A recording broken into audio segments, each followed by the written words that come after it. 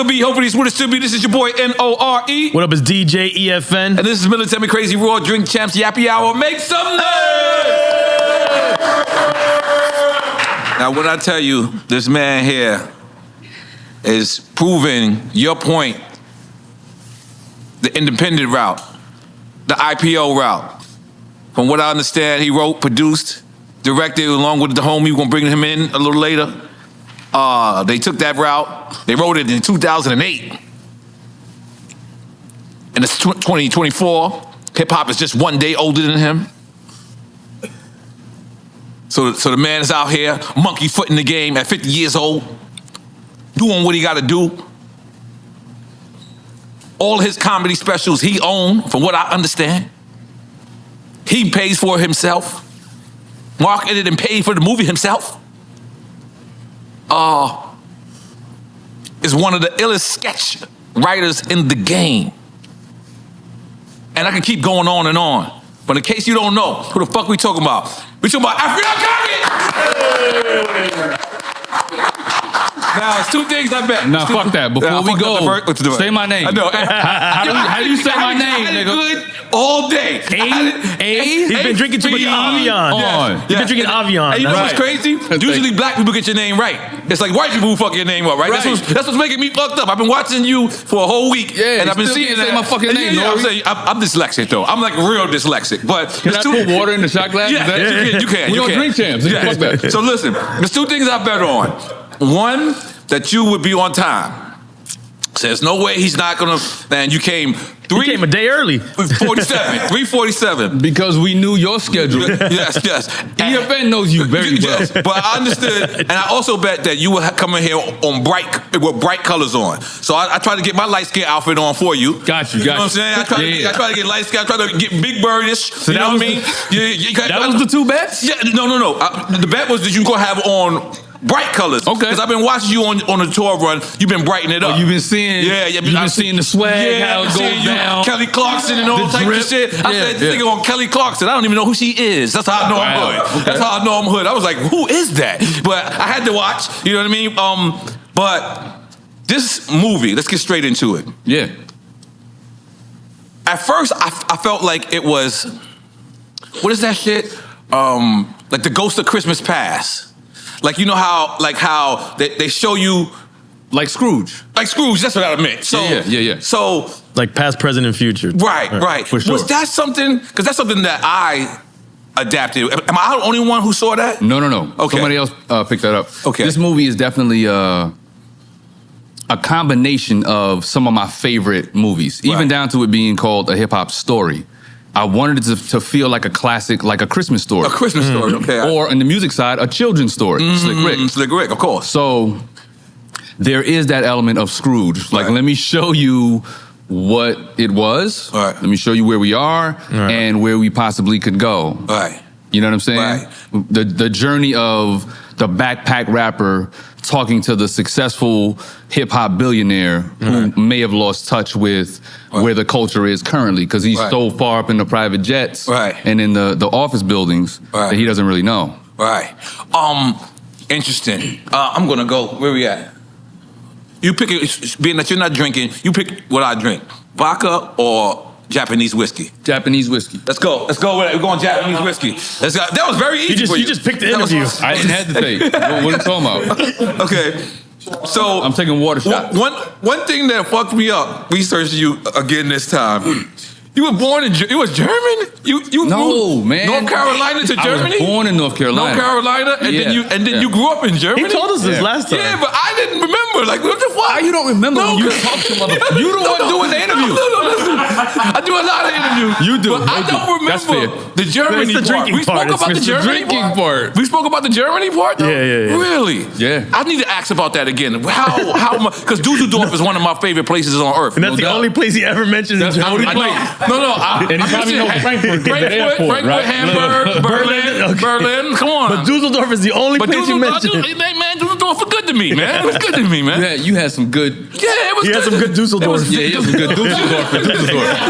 Hey guys, it sounds like some good. You guys going too far. We didn't say schnitznels. But because I forgot that. I'm gonna reiterate that. Being born in Germany, like, how is that? And Like, I mean, you know, well, raised. I'm a and military then from brat. North Carolina too. That's like two different. But here's the thing. My dad, rest in peace, he was a Army guy. Army guy, yeah. Fort Bragg at the time, but they changed the name. But Fort Bragg is the biggest military hub on the East Coast, right? And a lot of the families get stationed in Germany. So there's a lot of uprooting and going overseas. You basically are touring with your dad. The whole family goes on tour. So you got to uproot, go to a new school. And it's weird. Like I went over there first time, I was 5 years old. I didn't even understand the concept of people speaking different languages. You know what I mean? You just go to this new place with your family. You think everybody's going to talk like they did back home. Being from North Carolina, was you eating chitlins? Nah. Okay, you know. Never that. No. Because your mom's is Turks and Caicos. No. Trinidad. Barbadian. Yeah. Ate a lot of curry, a lot of roti. Doubles. I'm full of jerk chicken right now. I just came from Turks and Caicos. So you know. I'm full of jerk chicken. And then we just got coconuts. We just got coconuts from, where's that, Miramar? And I had, my friend right here brought me veggie jerk chicken. But let's go back to you. Yeah, get to it. God damn it. Let me, after a while me touring, I started to learn that if I wanted things American overseas, I would go to the Army bases. Yeah. So didn't that like remind you of home, being on the Army bases? Yeah, that's what made it livable and adaptable. Right. You were with other American families on base. Right. So it just felt like a neighborhood that was from the States, but in Germany, in this foreign land. Right. So even people ask me, do I speak fluent German? I don't. You don't speak deine. You don't speak Deutsch. Ich spreche Deutsch. Kleine Deutsch. A little bit. Yeah. No. Sehr kleine. Okay. Ja. Ich kann nicht. So you're not married, right? We don't talk about personal shit. Okay, cool. But I'm saying it's not personal. But if you was to talk to somebody and you think you could hold a full conversation in German, like no. All right, one time. That's what I was saying when I said I'm not fluent. Right. Okay. But fluent means I could hold. Damn. Fluent means I could hold the full conversation. Okay. Yeah. But one time I'm with. This is my brother right here. Listen, look, we have conversations randomly. Yes. This nigga will call me at 4 in the morning. Like, yo.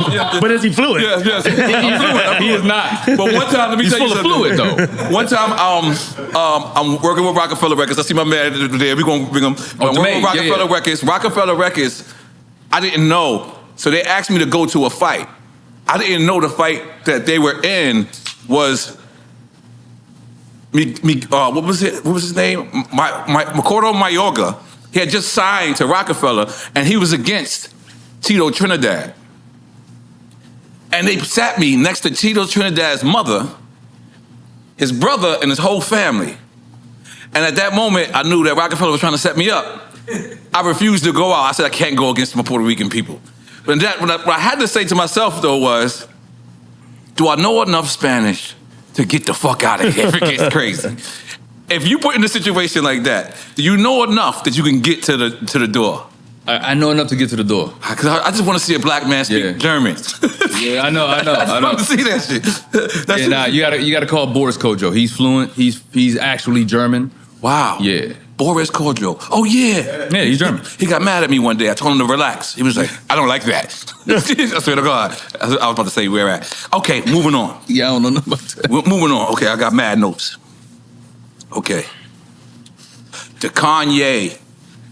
Was that something that you had to go back in? Because I'm saying you wrote it in 2008. Yeah. So because I wrote it in 2008, the history doesn't change. And it's because I made it about hip-hop history, it doesn't change. So there were some references that I had to update, implement, all that kind of stuff. So yeah, the face mask Kanye, right? Definitely. My pen game was like, nah, let's get in this computer. It was at one point. Add that.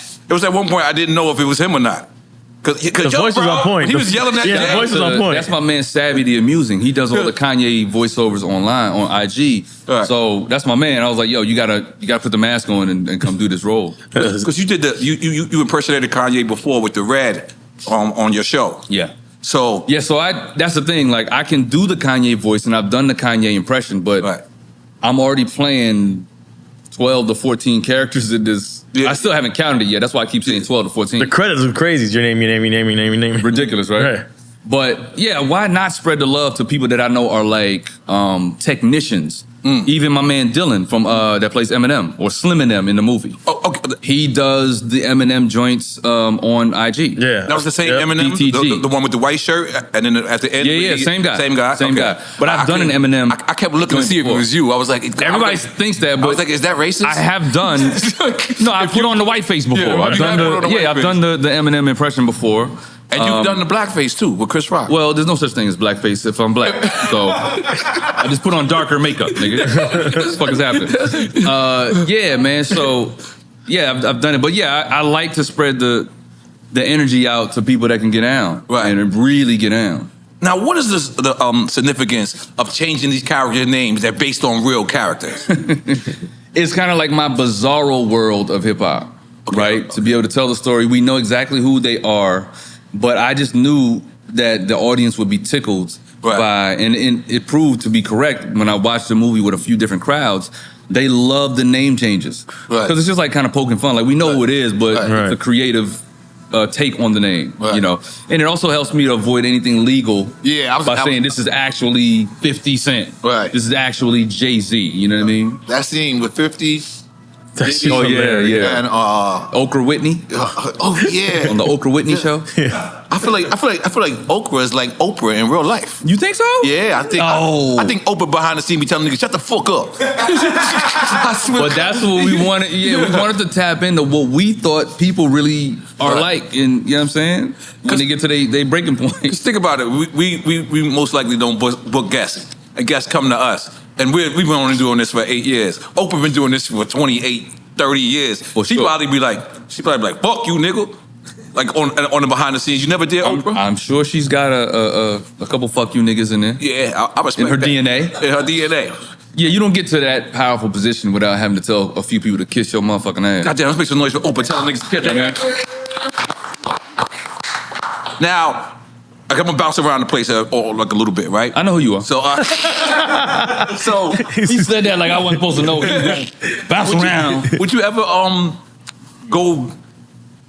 I don't want to start with Tubi, but like a Tubi type like place. Yes. To take your sketches. Yes. Yeah. Yeah, 100%. Tubi is business. Yeah. You know what I mean? And it's also fucked up shit too going on. No. Over there. It's the people that they've opened their platform for entrepreneurs and for people who want to independently produce.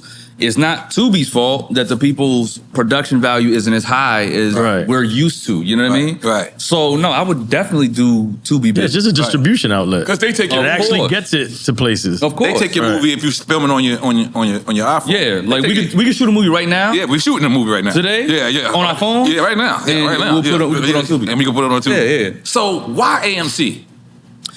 It's theater. It's theater, and we had a relationship with somebody at AMC, and so the opportunity came. First of all, we don't have any studio behind us, right? It's just me and Domain. We financed it, and so it's like we're slinging the movie out the trunk type of deal. And you told me that early on when you was hitting us up to be a part of it. Right. Yeah, y'all was supposed to be in the movie. Yeah. I'm pissed that we missed out. Was it? I was busy. Now that you've seen it. Now that you've seen it. No, even with just seeing the trailers and the commercials. Even before that, I hit y'all last year. No, I know, but I'm saying afterwards when I saw, I was like, oh, this is the what part was opportunity you supposed to play? Funk Flex or the Joe Budden part? No, so we was gonna blend it, right? Oh, okay. So my portrayal as Joe Budden and the Funk Flex scene, we have my man Skeet playing funk, but those scenes and just the whole portrayal of everybody feels so real. Right. To add in some real faces, like you have it just grounds it like Razkaz and Fredro, right? So we wanted to have y'all actually there instead of doing an impression of y'all. Right. To have Roscoe come sit down with y'all and y'all do that would have been dope. Do an interview. I thought when I watched the movie, I didn't think it was Roscoe that was supposed to sit down. I thought it was the artist that Flex was playing. It was. It's supposed to be Googie and Roscoe. Okay. And then Roscoe. We didn't have Googie here? Yeah, Googie was supposed to come. Yeah. It was in the script. It was in the script. But it didn't happen. Right. But I'm here now. Right. But let me ask you. No. It's because of N.O.R.E that it didn't happen. Oh my God. EFN was very communicative. This nigga I was running all over the world. Yeah, I was. I'm sorry. But we're here now. Let's not make right. Let's bygones. Stop bringing up old shit. No. But because for people who who like people they only see the end of the marathon. Like they don't get My fault. I forgot to tell you the other reason why theaters. Okay. Right? Theaters, okay. This is a live concert type of a movie. Watching it on your phone or your laptop doesn't do it justice. Damn. We watched it in the theater at least 7 times. Right. When we had a big premiere in LA in the theater. Right.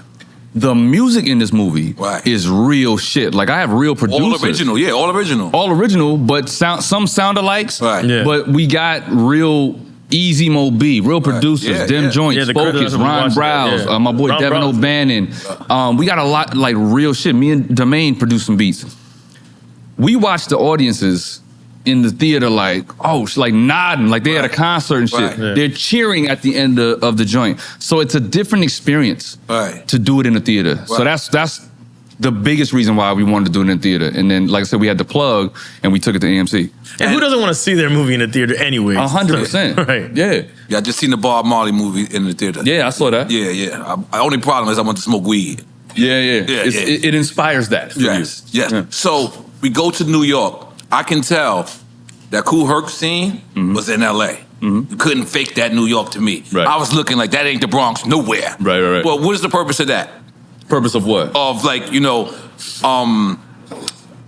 because I see that you have real New York scenes, like real scenes, yeah, and then we we will. have, things that we do it. Is it more cost effective doing it like that? in LA? 1,000%. Oh, okay. Because imagine we fly the whole crew out to the Bronx Right. and try to maneuver around there. No one lives in New York. You know what I mean? So we had to put people up and do it. Right.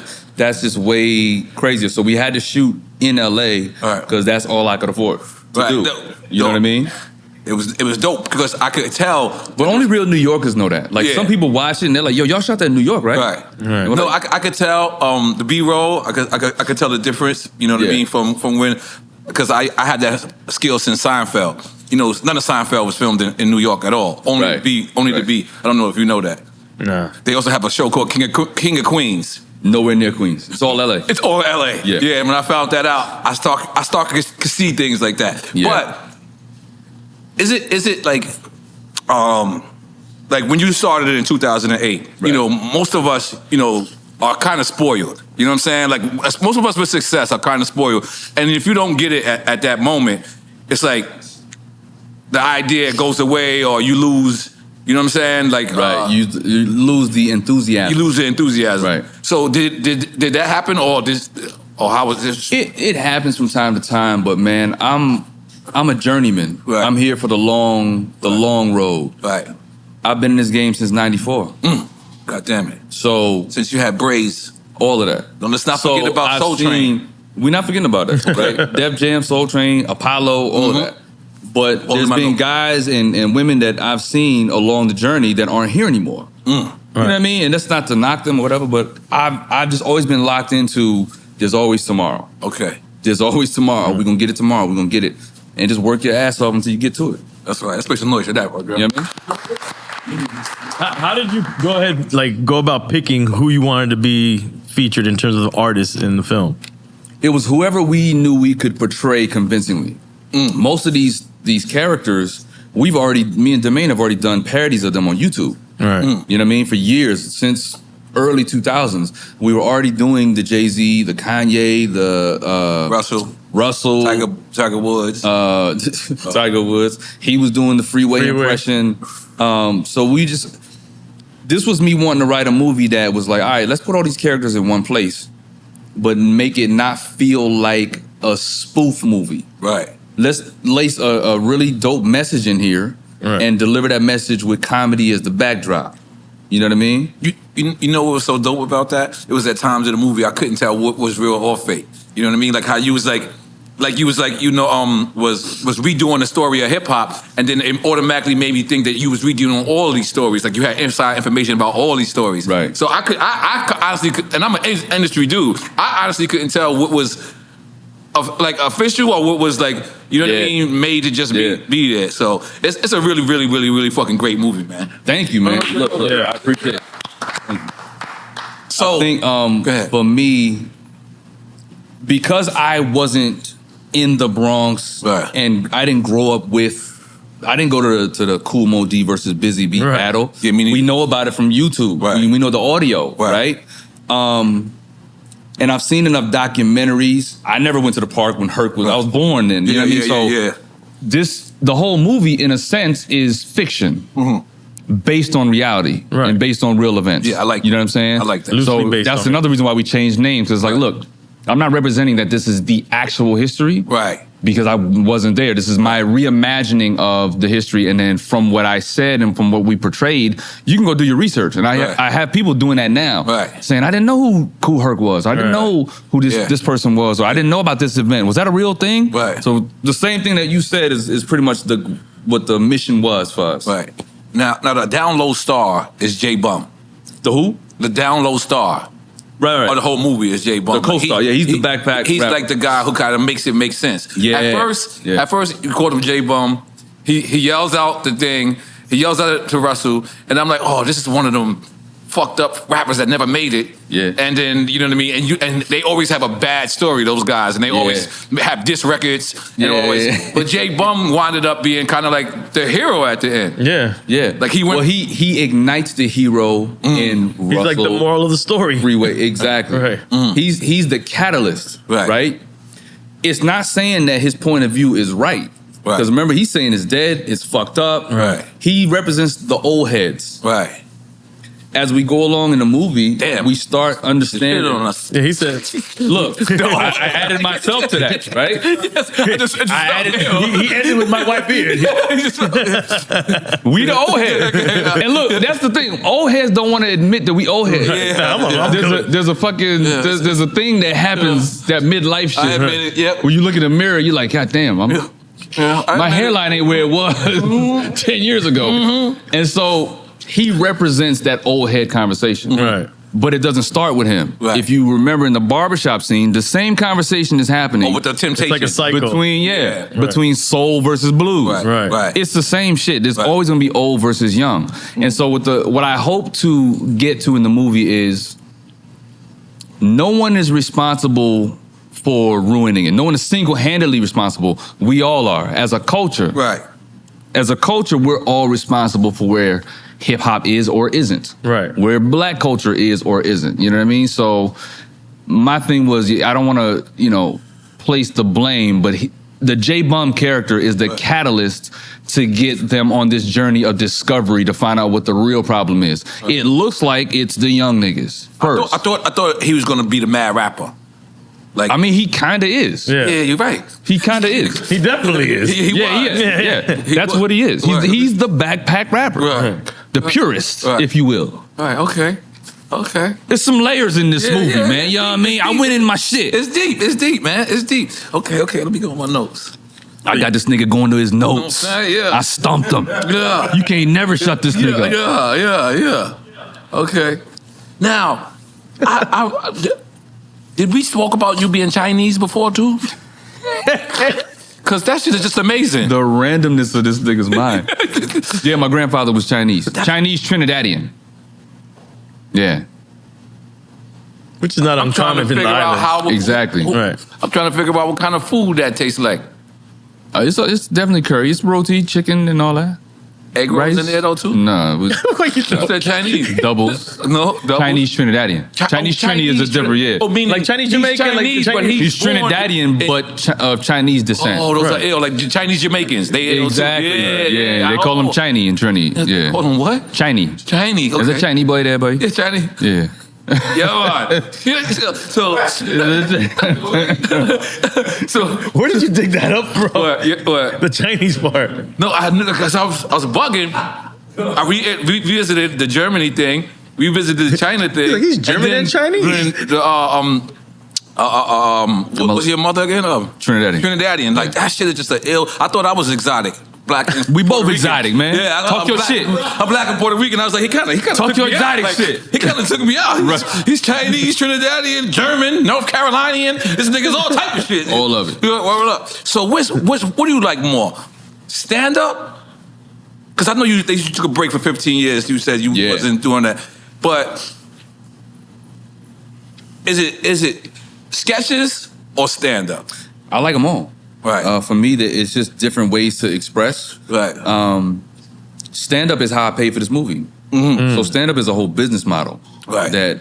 And for me, it's like, that's where I learn the timing and the pulse of what the culture is responding to in real time. Right. They're right in front of me. Right. I can't escape that. Right. Like, I be in front of the hoodest crowds that spend their hard-earned money. You better make them laugh. They're like, don't waste my motherfucking money. Right.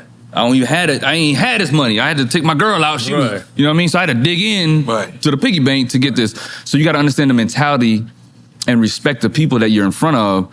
And because I have that every weekend or every other weekend test of what my comedy muscle is, by the time I'm writing something and I don't have the immediate crowd in front of me judging what I'm writing, I know that when I produce the movie or the TV show or the sketch, I know what they're gonna respond to. Of it. Right. For sure. A strong sense of what's gonna be visceral. And that's what's been happening in these screenings of a hip-hop story.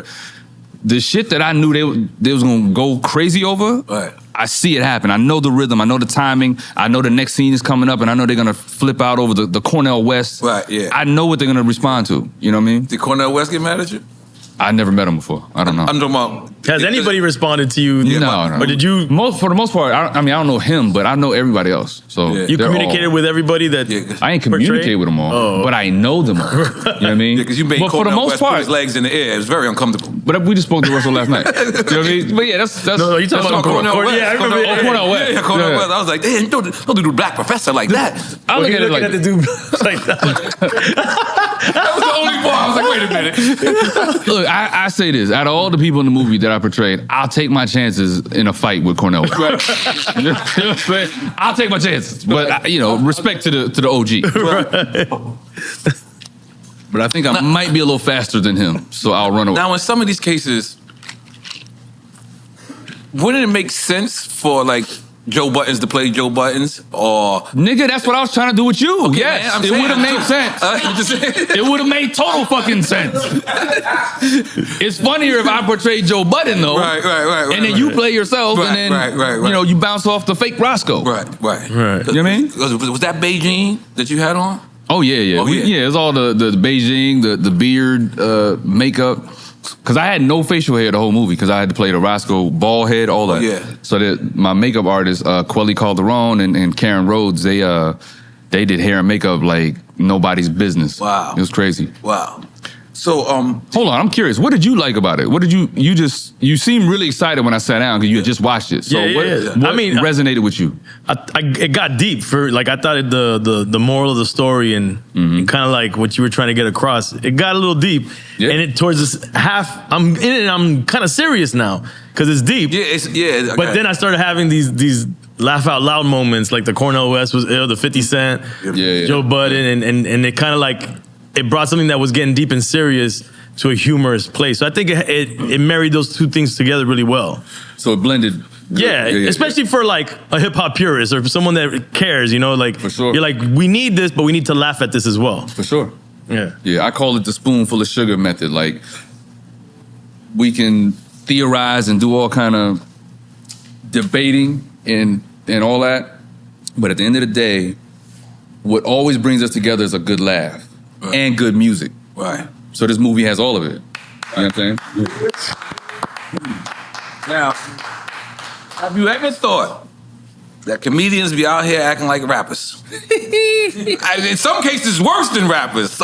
You know what's funny? It's not new to me and anyone who's a comedian. It's the first time we seeing it. This is the first time the public is seeing it. That's the first time None of this is new. Right. We all know who don't like each other. We all have heard the stories. We've all seen fights at the comedy club. I didn't know. I'm just getting on. I'm just getting on. But that's the problem. I've said this before. It's like, you know, it's the NBA. When NBA players fight on the court, they, at the press conference afterwards, or the post conference, they ask them about the fight. Do you really have a beef with LeBron? Do you really?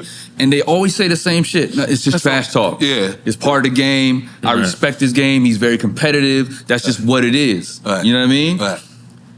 The minute they start spilling out into the public with it, that's why the whole, what's my man name? Him and LeBron was going into it. He called him old Dylan Brooks. Yeah. That's why that got blown out of proportion. Right. It's because he perpetuated it in the conference and said some shit. You know what I mean? Like, it got disrespectful. Right. That's what's going on in the comedy world right now. The public is not supposed to have a say-so in comedy beef. It's supposed to stay behind the lines. You're saying they've been behind the lines. It's been behind the lines, and it should stay there. Right. But now that everybody's, on the mic talking, bringing shit up, it's like now the public is weighing in on it and making it way bigger than it's supposed to be. Which is what's been happening in everything else. Yeah. Except now it took a while for it to hit comedy. Yeah.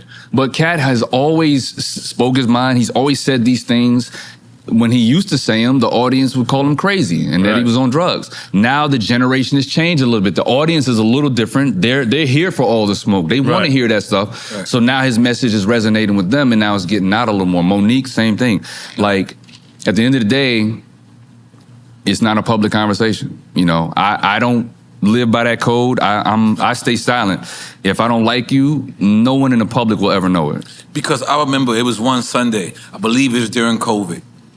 It was a Mother's Day. And I turned on my Instagram live. And you and Kevin Hart was just trading blows. Going for it. I believe he said you had a white woman's neck. I had never heard no shit like that. Yeah. And y'all went at it. I'm talking about he crying, you crying. That's what the comedy I'm used to tell you the truth. Yeah. Like y'all, even though y'all like trying to hurt each other's feelings, but like not too far. But not even. Not too far, but you're trying to win. Like, you know what I mean? It's snapping. Like, We're testing wits. Right. We're sparring. Right. You know what I mean? Right. And it was so in the moment, like that's just what that moment was. Right. But never in my life will you see me talking shit about any comedian. You know what I mean? I'm actually the guy that, even if I don't fuck with you like that, I have positive shit to say about people. I respect people's craft. I respect people's artwork. And the fact that we're all successful, there's no room for us to be fighting. Like, why is niggas mad? I'm like, what you mad for? Why is niggas mad? So, I got love for everybody. And for those that I don't have love for, you'll never know it. I ain't gonna lie, I'm keeping it honest. I was with Dave Chappelle just hanging out the other day. Stunt? No. I told him. I had to tell him. I just was like, yo, I kind of like y'all beefing. Because you a rapper, nigga. Because I'm a rapper. I wanted to make sure we ain't the only ones that look something crazy. similar to what he's saying. He said he didn't like it. And I realized it wasn't like kind of like funny to him. Like I was I like you and Nas better as friends than you talking about you gonna beat his ass. No. Fuck out of here. Fuck out of here, N.O.R.E. We all do, but I'm not gonna lie to you. Say how you don't like it. I'm not gonna lie to you. Yeah, exactly. Yeah. It took me to see that to say, you know what? We're not just crazy. It's not just rappers. Everybody has feelings. Everybody. Like having this show taught me that the most powerful men in the world have feelings, because they'll call me and they'll be like, I can't even say it. But you know what I'm trying to say. Yeah, no. Like people have feelings, and it was dope to see other people be humans. Like for lack of a better term, like to see comedians be humans. You know what I mean? Oh no, comedians we're very sensitive. Right. You know what I mean? It takes a lot of vulnerability to get on stage and believe that you're funny. Right. Risk getting booed faster than any other art form. And, persevere through the years to build something that becomes successful. Build a name, build a brand, build a voice for your comedy. It takes a lot to build it, man. But like I said, I'm a purveyor of peace. Right. I'm the Zen comedian. You know what I mean? Did you see Larry? What was his name? Holmes. Larry. What's his name? The comedian. He was beefing with Donnell Rollins. Like he looked like a rap battle. Corey Holcomb. Corey Holcomb. Sorry, yeah, that's my guy. Both of them was my guys, and that's the thing. But you see how they was going back and forth? I'm like, it's a rap battle, bro. What the fuck is the difference? Like, that's when I knew comedians. Y'all going. Yeah, I like it. To each their own. Right. You'll never see me yelling at another comedian in public. Right. It's just not gonna happen. But one time a dude tried to heckle you though, right? And you always get hecklers. That was after Dave Chappelle, or that was before the Dave Chappelle? Which time are you talking about? You talking about when the Karen got on stage? Yeah. When the Karen got on stage. The Karen, yeah. I forgot. Yeah. Oh, yeah. But there's always hecklers. Again, none of this shit is new. None of this shit is new. When it gets out into the public and it starts to circulate, that's when it starts to get blown out of proportion. But we've been dealing with this shit. So you saying that's been happening? Karen's been coming on your stage for years? No, I'm just saying heckling, shit getting a little edgy at shows. Right. That is not new. Wow. You know what I mean? As a rapper, you know, back in the day, there was some cities you went to where niggas was throwing beer cans or bottles. Like it was, shit just happens in the art of performing. Right. Depending on where you go. Right. So it ain't nothing that I fear or shy away from. I remember that happening to me, and I remember me particularly just saying, I'm only going to markets that I'm welcome at. Yeah, I learned like the first year we had the War Report, and the War Report was music. It was straight for the streets. Yeah, we could not go to certain places, so I remember immediately saying, "Yo, take this off of the market. This is off of the itinerary. This off of the schedule." Is that something you ever had to do?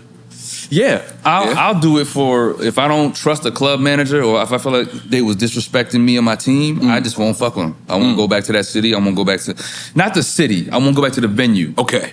The people in the city, you know, if they are fans and they rock with me, I'll figure out another venue. Yeah, because there's limited comedy venues in cities. City.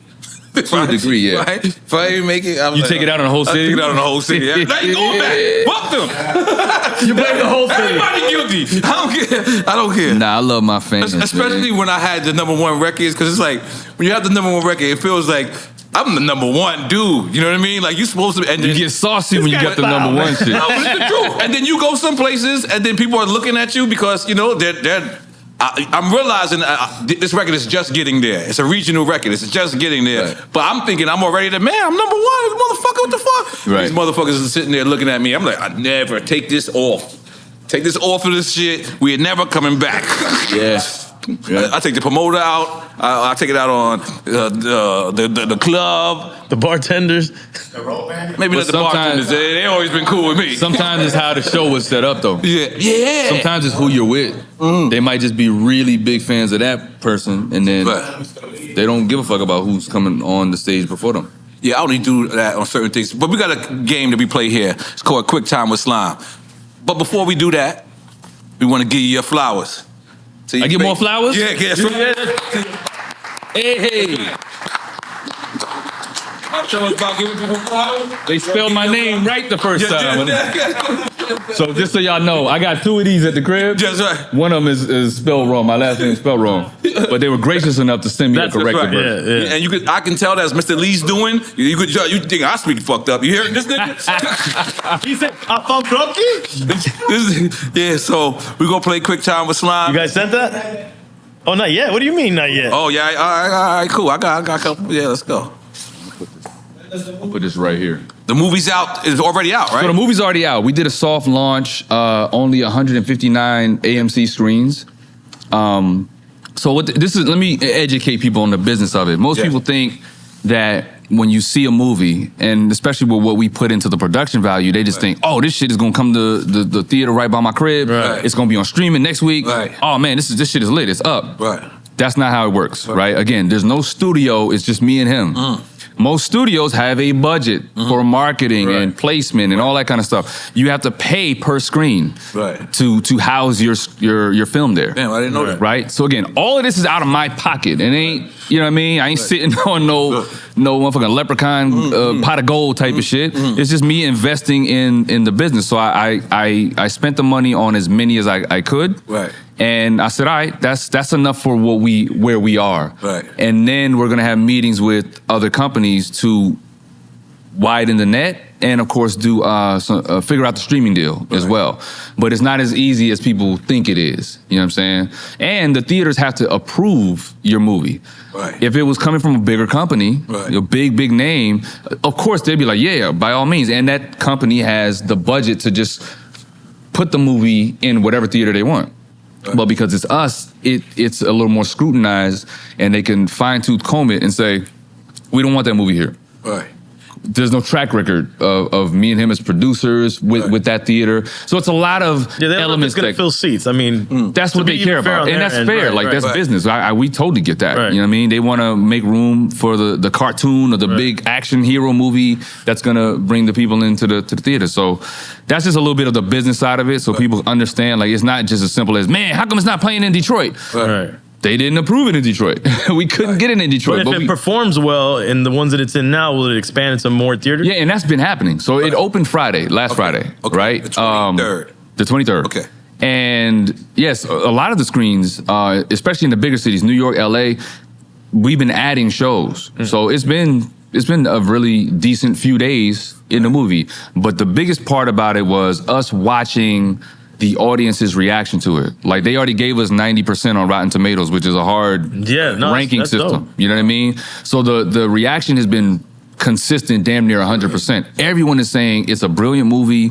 It's hilarious with a message. They love the characters and how many scenes it was, and how many journey, like the journey of it all. And they love the music. And the cinematography, it's well made. Yeah. Like, the color correction looks ill for like the time period you're trying to display. Like, it's dope. Yeah. It's very well made. So people watching this, go and watch it if it's near you in the theater. Yeah, if it's still in the theaters. If not, yeah. like I said, we're going to restructure the deal, and we're going to shop it around now. Now that we have a litmus test and a focus group, we have some evidence of what this movie can do. Right. Again, it's just me and him doing it. So what's what is the end result of this? Is it to re-up it in the movie theater, or for? I would love to do that. Yeah, I would love to do like a wide distribution deal, worldwide. Right. I would love for this movie to be $100 million. Right.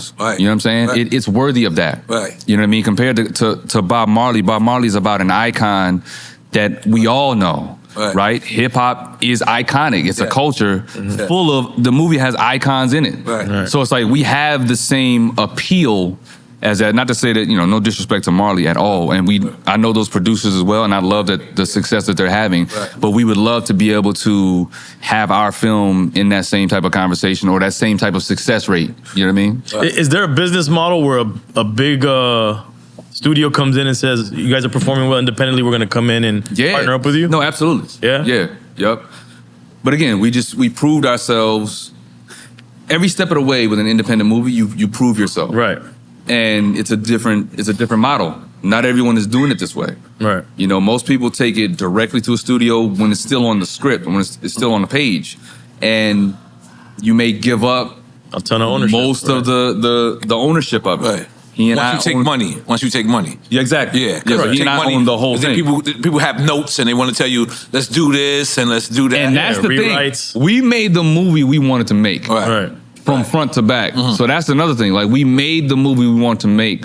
So we don't look at it as, man, we got bad notes and we wish that scene was different. Right. That's the movie we shot is the movie we made. Right. That we want to make. So because I heard you once say that you didn't recognize your show on Fox. Like, after you filmed it. Completely opposite experience. So how does that work? You film it. I mean, you guys film it. I mean, not you film it. Right. But you get a version. And you approve a version, and then it has to go to the higher ups, and then what they do is water it down. What they do is every step of the way in the editing process, right, in post production, they're giving notes every day, sometimes every hour. Right. You send them a new cut, and they'll be like, change this, do that. We don't like this, and we don't like that. It's always, the people that know the least about what you're doing that's telling you the most. Telling you the most, yeah. Because they spending the money. Right. You know what I mean? So, but again, it's business. We understand it. We're not knocking the business. The business is what it is. We love the business. Right. Because we're still succeeding in it. Right. This is just a new venture that we're like, all right, let's see where this goes. Like me and EFN, we always argue, and he's always independent, I'm always major, right? But one time, I'll give you a scenario. I had a record with Ja Rule, and the record was cool. We filmed the video, but it kind of really wasn't me. And Leo Combs did have edits. Leo Combs came to me and was like, listen, I kind of invested in N.O.R.E, not Ja Rule. I don't want a Ja Rule. He said it was popcorn. He said it was popcorn. He was like, I don't want a Ja Rule N.O.R.E. N.O.R.E. video. does not bite his tongue, does he? Yeah. So, and he was right this time. And you know what happened? For that, I went and I made Homeboy. I Came to Party. So that record wouldn't even exist. So, and sometimes these producers are correct. I mean, not these executives, I meant to say. Right. These executives are. No, there correct. are some, of course. But to lose ownership for good advice. No, I'm not saying that. Let me finish my question. So, as opposed, let me ask: are you opposed opposed to never working with a studio? No. Okay.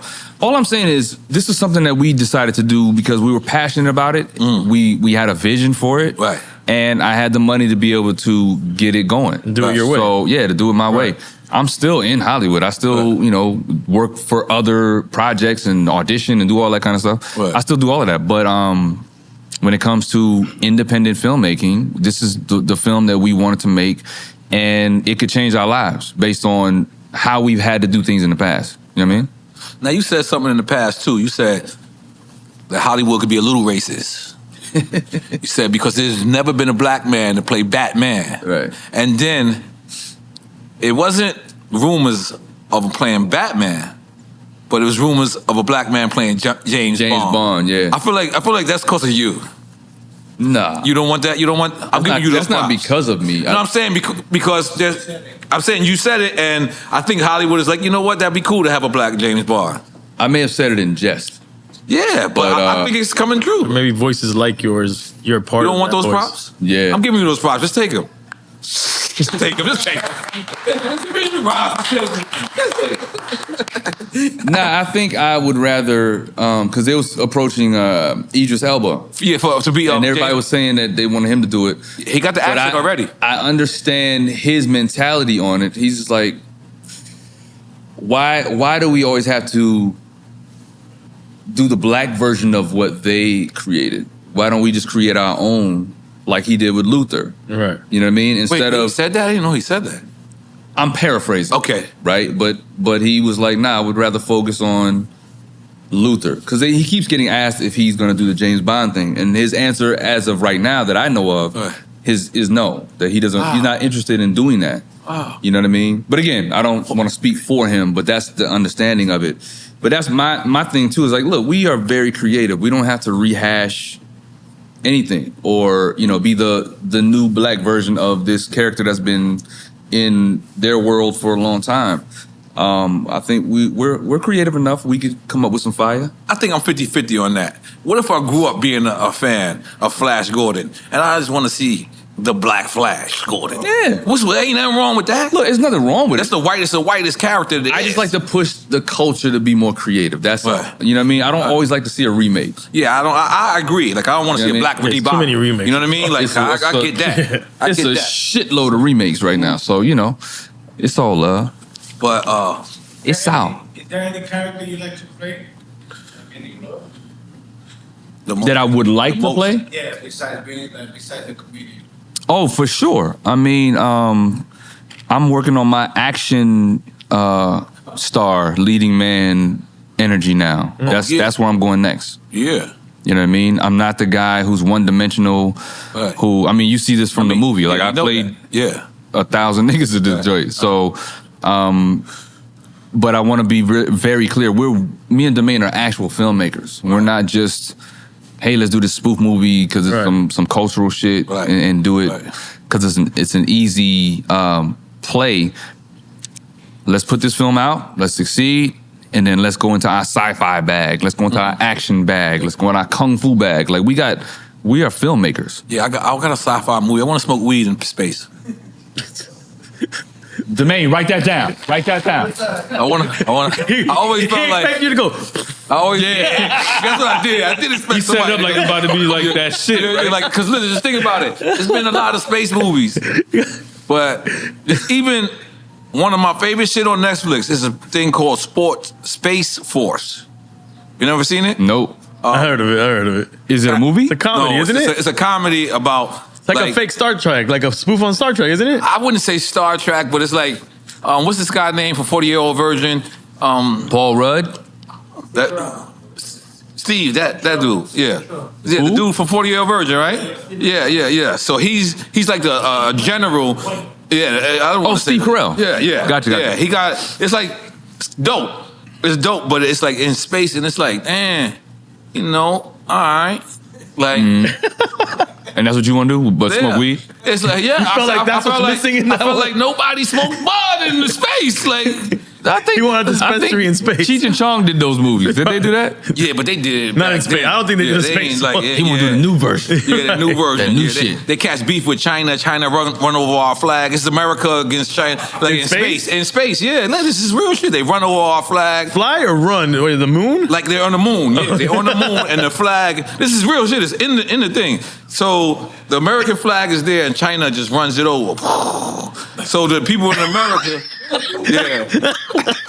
So the people in America, like the generals, because they have real meetings. What do you put in your weed? No, but hit me out. This is real. I ain't never smoked before, but if it gives me that imagination, He got the moon rock. He brought back the corrupt moon It's rock. called Space Force. I might at least want to smell it. So this is what they did. So they had a meeting. This is the Navy, the Army, and they're like, yo, The Navy and the moon? The Navy, the Army, they all meet together because they're like, yo, you let the Chinese people destroy American flag. Right. So they're like, yo, we gotta attack. And this is in space. Watch it, Space Force. Shit is hard. How do you do it? how do you? Because you seem very clear-headed, and then there's N.O.R.E. He's clear-headed in what he's thinking about, though. Yeah, I'm telling you, I promise you. When you watch, you're gonna watch this and be like, But let me ask you: you do you? gonna actually say my bad? But do you always have like? Are you ADD? Do you have ADD? Mm-hmm. ADHD? Yeah, whatever it is. With all of this shit? With all of these. Yeah. Because it's like we be having a conversation about one thing, and then you'll pull out a giraffe.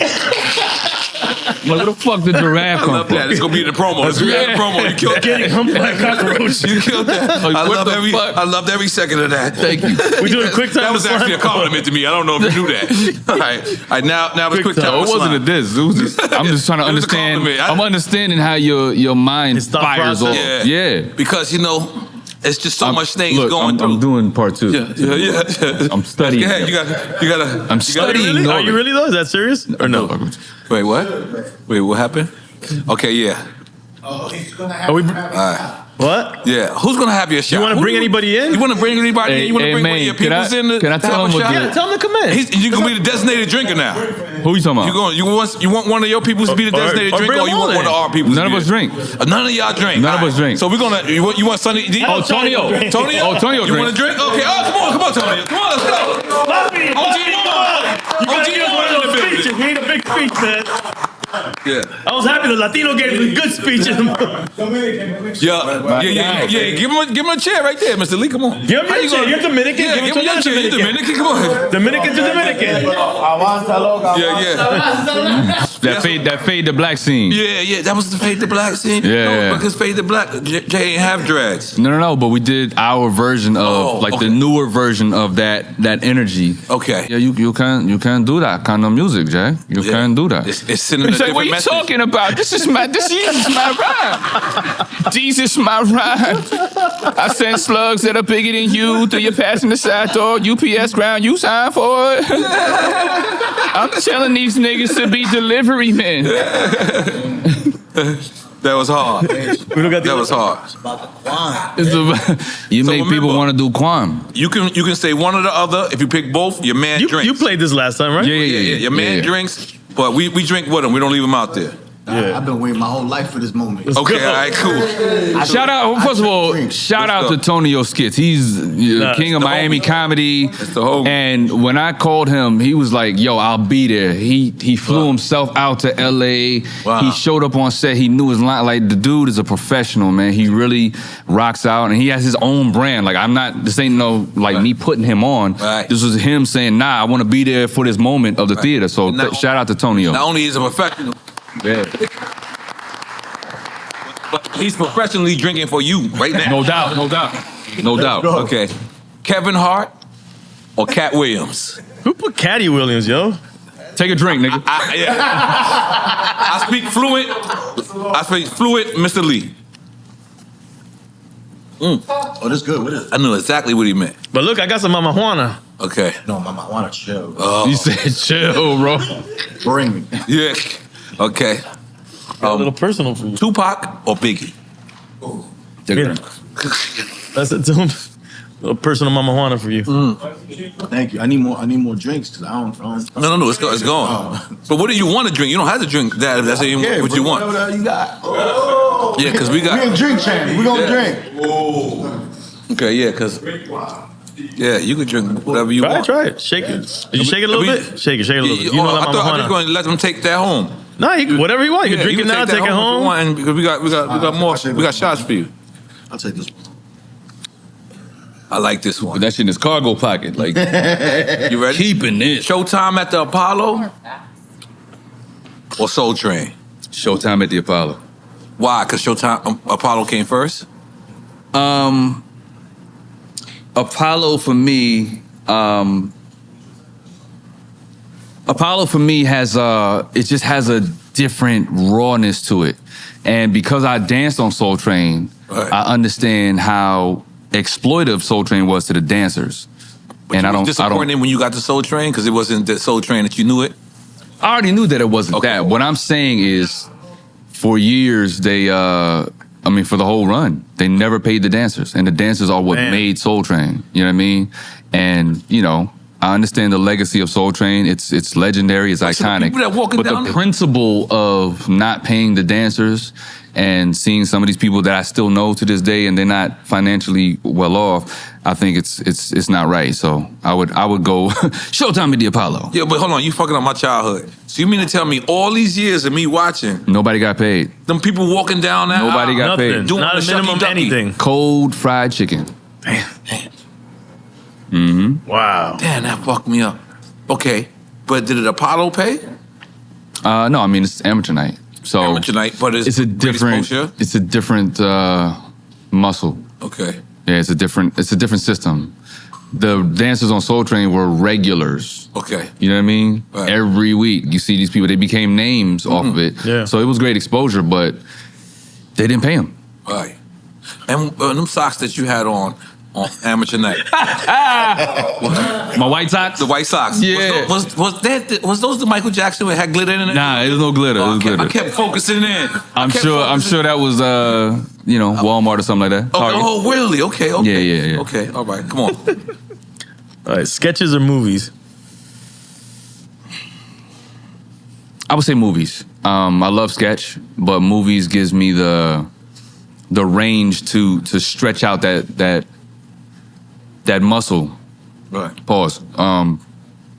It gives me the range to exercise a different creativity, and it gives you the time to shape it in a way that's different. Sketch is so fast. Okay. You know what I mean? So I like movies. And real quick, the bootlegger, Uptown. With the Why CD? you didn't have Michael Blacksman play? I called him. You called him? He was in Ghana. Hollywood? No, he was in Ghana because he has a school out there. Okay. So he was in Ghana taking care of that when we were filming it. Okay. So he was the first person I called. Yeah, because it felt like him. Yeah. Okay. What's his name? Michael what? Michael Blacksman. Blacksman? Yeah, Blacksman. Come on. Michael Blackson. That's it. Oh, my bad. Sure, Affion. He knows what he knows what I mean. He knows what I mean. He knows what his name is. Dave Chappelle or Chris Rock? Take a drink. All right. He already was taking one. He knew. Yeah. He could wait. But no, both of those guys are goats for different reasons. But Chris is our OG. Right. Like Dave and I are the same age, so it's like Chris is still our OG. Right. But Dave is obviously, the GOAT in his era. He's phenomenal in his output, the way that he thinks. But if you notice in the movie, I play the Chris Rock, do a whole in his cadence and all that kind of stuff. So Chris is one of the people that I've studied for a long time, and I've always respected his social consciousness, if that makes any sense, that goes into his comedy. He's very brilliant, very smart in how he approaches it. I like that. This is all you, N.O.R.E. This is all me. I'm sorry if this is a boring one because I'm not going to, I'm not the controversy guy. Enthusiasm or Seinfeld? Curb. Get out of here. Curb is the DNA of Seinfeld. You know what I mean? So you got to give props to A lot of people would say Seinfeld's the Well, no, but wasn't he the writer? He wrote it, right? No, but Larry created Seinfeld. Yeah. Larry created Seinfeld. Yeah. But So that's what he's saying. Oh, you say, but I thought you said Curb is. Curb is the DNA of Seinfeld. It Okay, came after, in the beginning. I'm but thinking, because he created Seinfeld, he brought that same template to Curb, but it's him doing it. Right. It's not him giving his formula to actors. Right. Right. It's him doing it, and you really see it come to life in Curb because he's playing a version of himself. Yeah. And it's way more off the chain. It's HBO. You can cuss. Right. So imagine if Seinfeld could cuss. Yeah. Then maybe Seinfeld was brilliant. But when you watch Curb, you got to respect that. Oh, this is the mind that Seinfeld came out of. So I got to go to the source. Did you realize that Seinfeld and Elaine was both whores? That they was what? Both whores. Whores? Oh, yeah. I think They had a different date every week. I mean, Where did we call that? being young and single in New York. Yes. Although they filmed it in LA.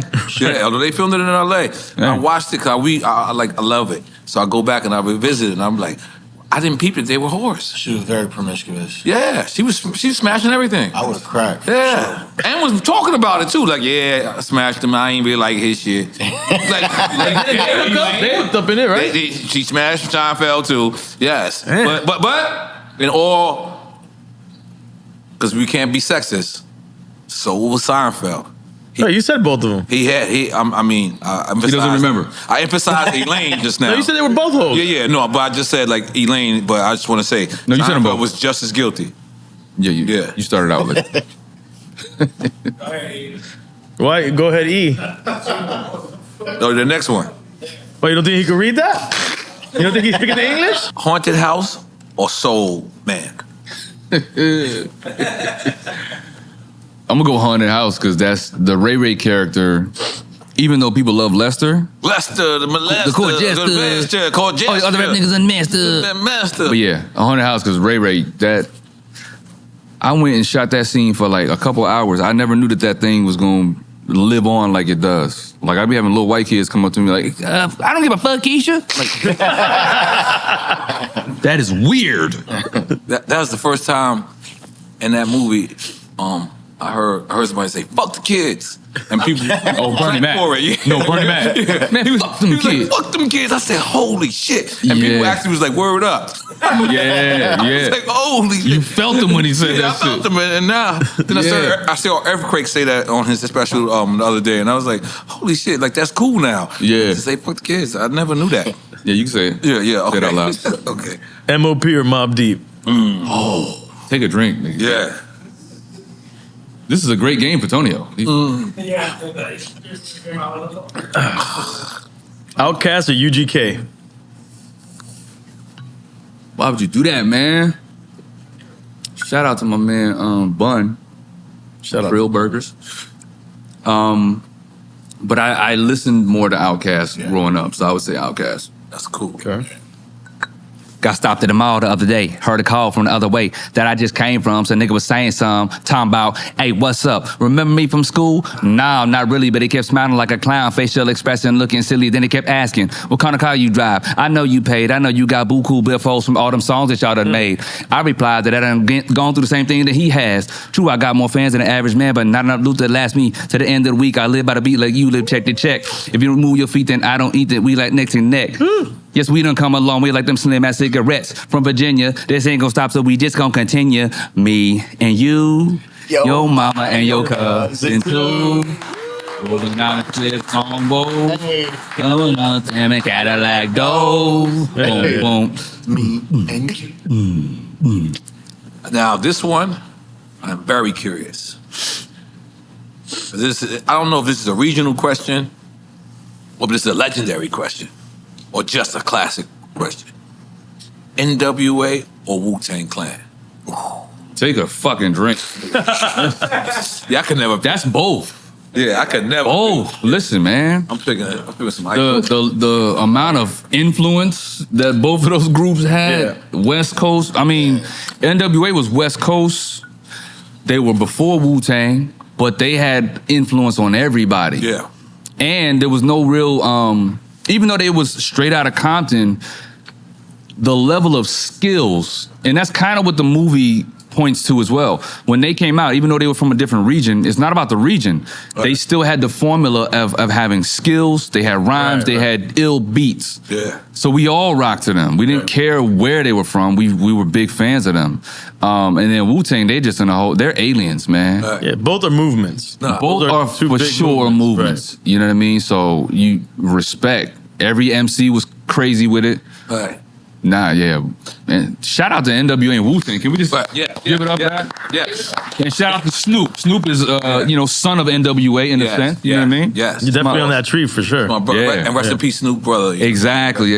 Rest in peace, Bing, man. I told Snoop I was going to wear the jacket for him, man. So rest in peace. It's crazy because I had text Snoop the other day, and I said positive energy, brother, blessings, and Snoop called me, and like me and him got more of a text relationship. But when he called me, I knew that it was something up, and I was like, he was like, yo, cuz, I can't say what he, but, because I don't know if that was between me and him, but it was just like I texted him at a moment where I think he just found out what happened to his brother.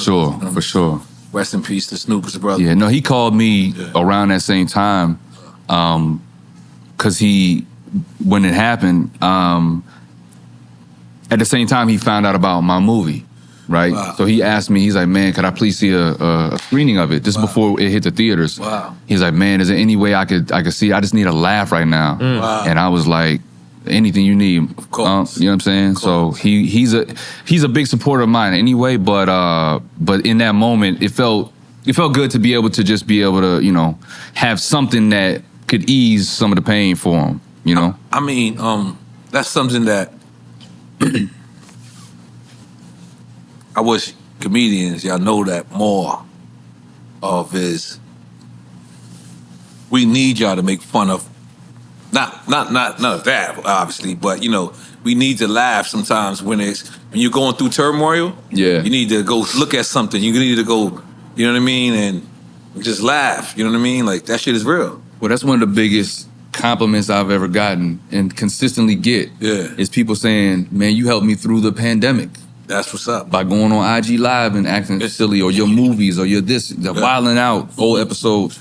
Yeah. So I don't take my purpose in this comedy game lightly.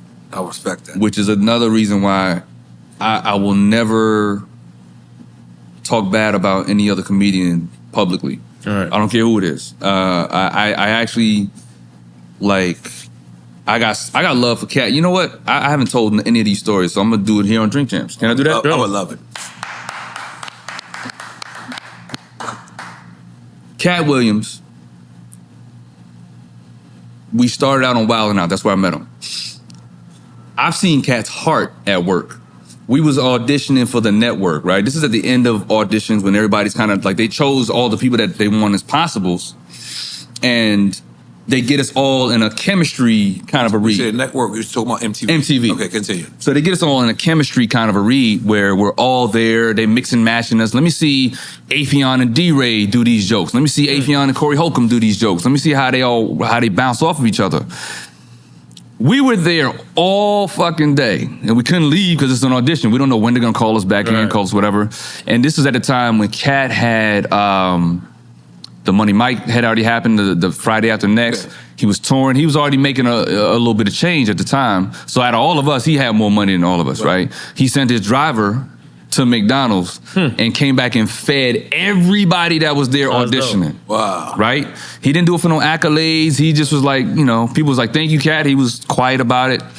Another time, we did a Wild 'N Out live show in Vegas. This was the first time we did a Wild 'N Out live show. Now they're doing arenas and shit. But we was doing it we did one in Vegas at Caesar's Palace. Cat sees me after the show with some of my homies that live in Vegas. It's like a family setting. It's like 12, 14 people at the table. And he comes up to me. He sees us. He waves. Then he comes up to me about 20 minutes later. He says, yo, Afe, just pay the tip. I was like, what? So he took care of the bill, like on the love. Wow. He didn't owe me nothing. It was just him wanting. So he has this generous side of him that's like. Everyone says that about him. That's dope.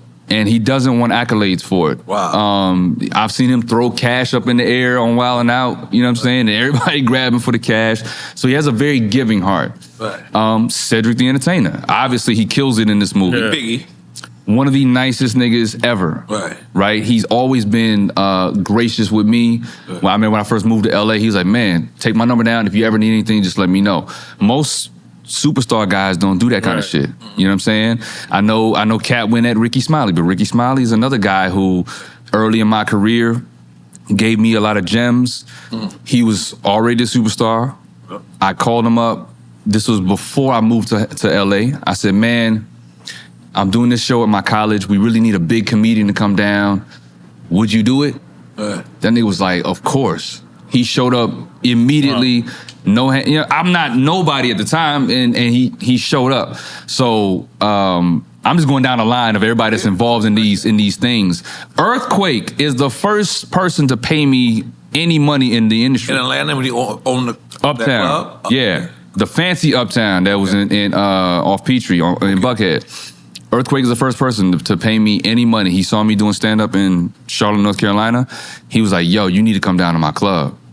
You got the skill set. You talented. I want to bring you down for a weekend, opening for Steve Harvey. You know what I'm saying? Wow. So, again, these are the types of stories that I want to tell, that I want to talk about with these people who are wildly successful. Right. Steve Harvey's another one. When I was opening up for him, I was getting booed because they didn't give a fuck about me. That's why I was telling you earlier, sometimes it matters who you're opening up for. Okay. It ain't always the city. Yeah. It's how the show is set up. You're saying you setting up for Steve Harvey. It's Steve's, They here to see Steve it's Harvey. Steve's show. Yeah, okay.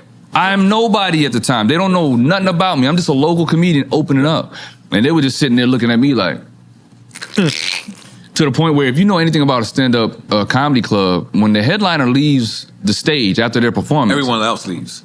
And they're gone, right? The crowd is still there because they're paying their bills. Right. And I'm up there, they want me to do another 20 minutes after he's off stage. That's wild.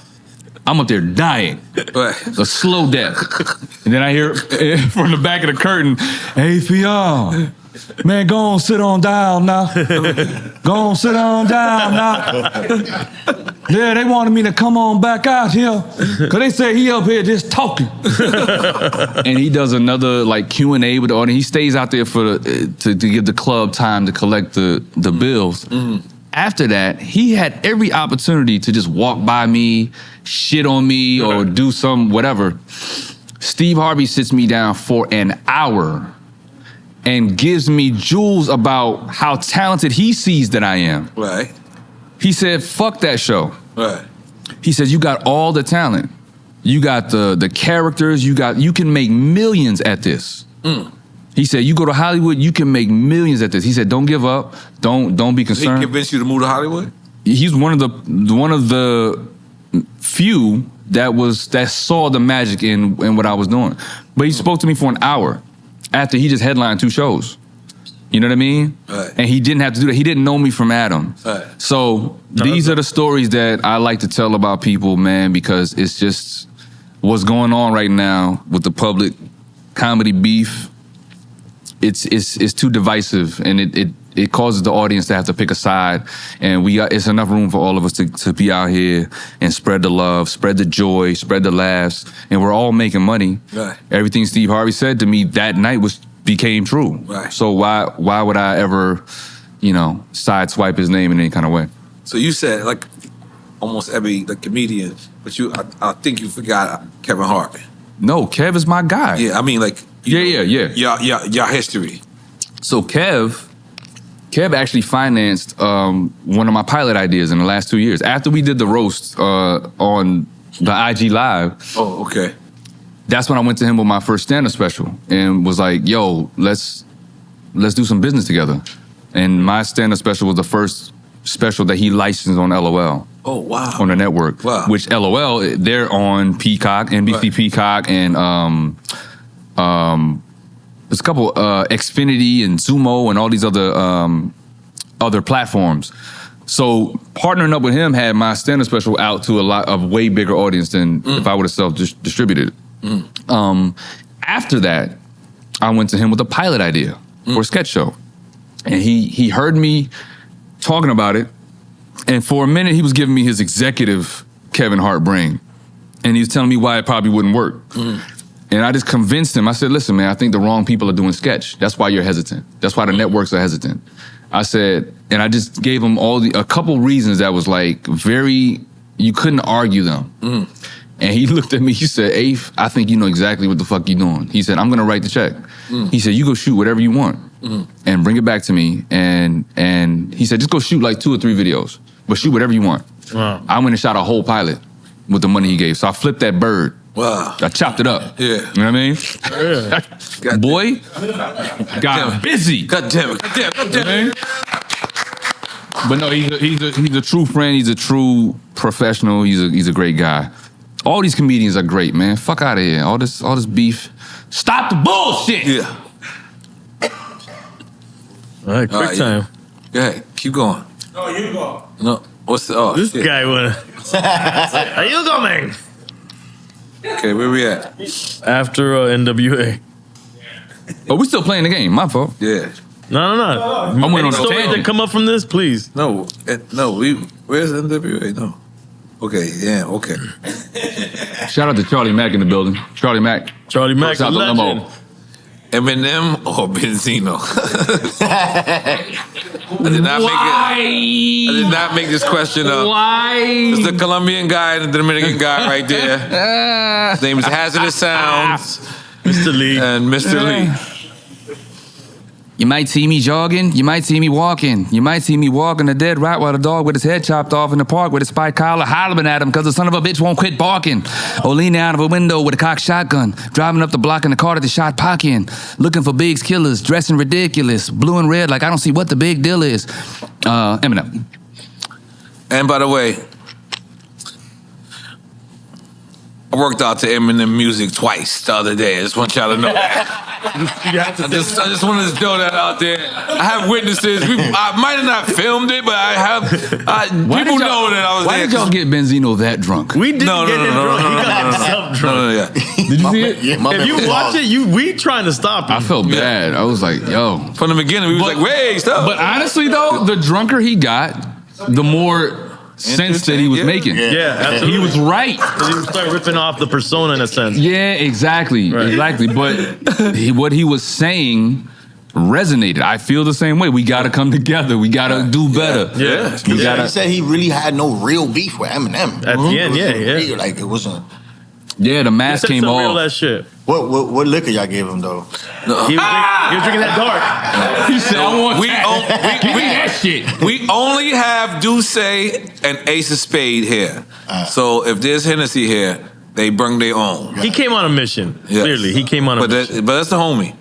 Okay. Yeah, he's a good dude. Much love to him, man. You know what I mean? John Candy or Chris Farley? Chris Farley, man. I love John Candy, but Chris Farley just had a different. Rest in peace to both. Yeah, rest in peace to both of those guys. Yeah, Tommy Boy is one of my favorite. Fucking, Oh yeah, Yeah, Tommy that's Boy's a one of my classic. favorite. yeah, Chris was that dude. And then his SNL days was Oh yeah. highlight reel. Fat guy in a little coat. Fat guy in a little coat. Ye or Pharrell? Whichever Ye and whichever Pharrell. Producer, artist. Whichever way version of them. Whichever version Yeah, you want to pick. You gotta take a drink on that Yep. one. Okay, all right, cool. Yeah, Moving on. both prolific. You know, of course, I don't prefer the rant Kanye, but But in the movie, the for Rand some good Kanye was good. body, right? Body. That's what I was about to say. It made for great comedy in the movie. Right. Go see a hip hop story, guys. Yes, exactly. Theater near you. Okay.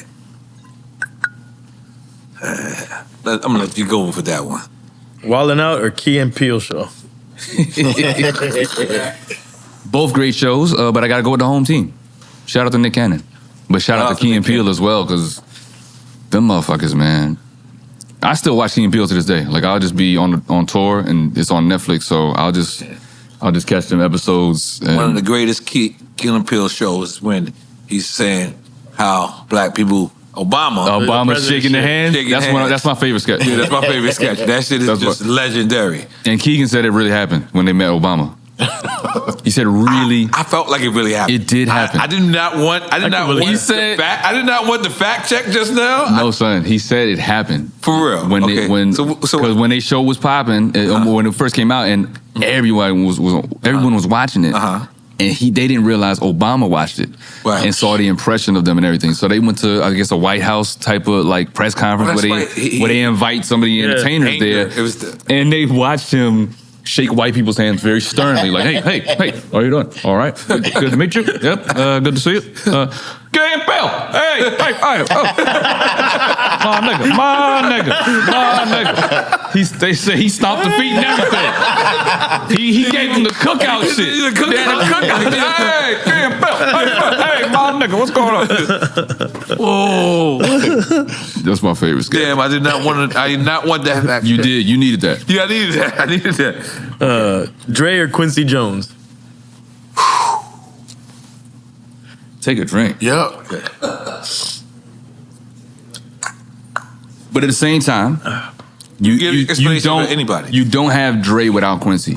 You know what I mean? Right. So, but Dre understands that. Yeah, but sure. it's not one over the other. But Quincy's he's everybody's OG. There he is.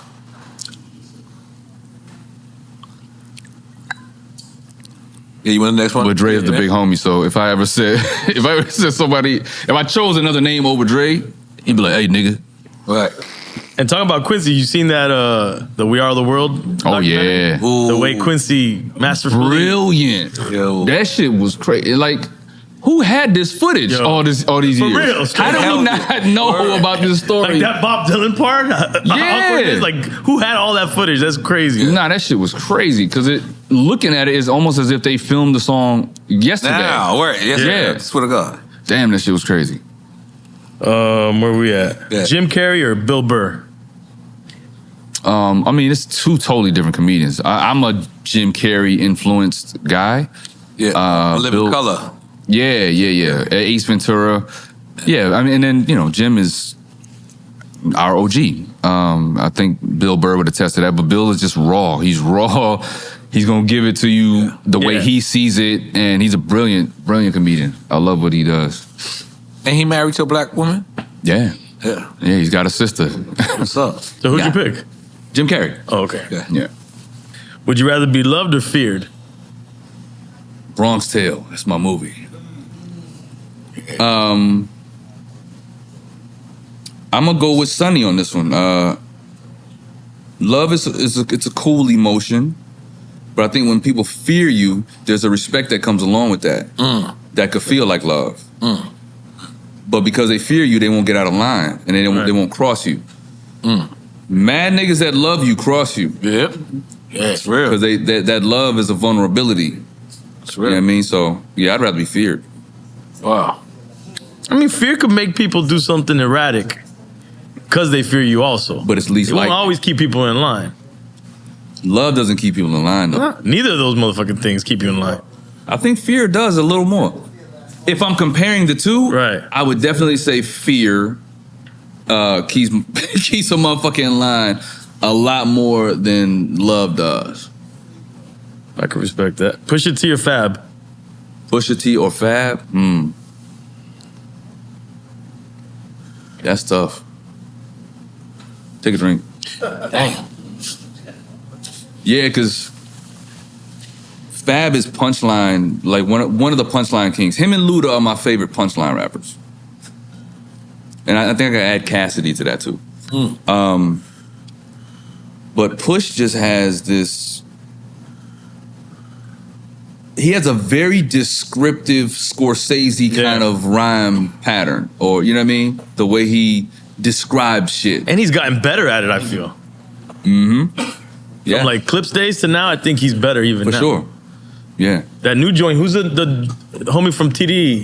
Yeah, Ray Vaughn. Him and Ray Vaughn, yeah, that shit That is great. joint is hard. It's just great. But Fab gets the consistency thing. So he's been in the game for a long time. Yeah. He just never lets up off the gas. So he get a ton of respect from me for that. And that's how I actually started working with Domain. Domain was doing fabulous impressions on YouTube back in the day. And the early Freeway shit. So that's actually how we connected, and it all led to this movie. I would like to add that Fabulous is half Dominican. Shout out. Good old grandma, Claim him. No. Yeah, I be throwing that out there too. I be making sure he remember it too. But does Fab make music that make people want to do crime? Listen, he wear the Dominican sneakers at time to time. Leave it alone. Yeah. He has a little flag on it from time to time. Yeah, you want the next one, E? Hannibal Buress or Craig Robinson? I don't know. The funny thing, I don't know Hannibal that well. I met him, and we know each other, but we just really linked last year.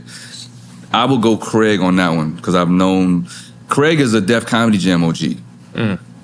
He's one of the first people that brought a prop on stage. He had his piano on the stage. Yep. And he did the whole joke about the DJ. You remember that joke? No. So he was he's at the piano, and he was like, shout out to Kid Capri. Last night, after the taping, we went to the bar across the street, and we had a few drinks, some ladies in there, we was having some laughs. And as we were walking back across the street to the hotel, a bus was speeding down 42nd Street. And Craig didn't see the bus, and he said, I was about to walk out, and Kid Capri, he grabbed me and he made sure that I was good. He said, you had a little bit too much to drink. He said, last night, a DJ saved my life.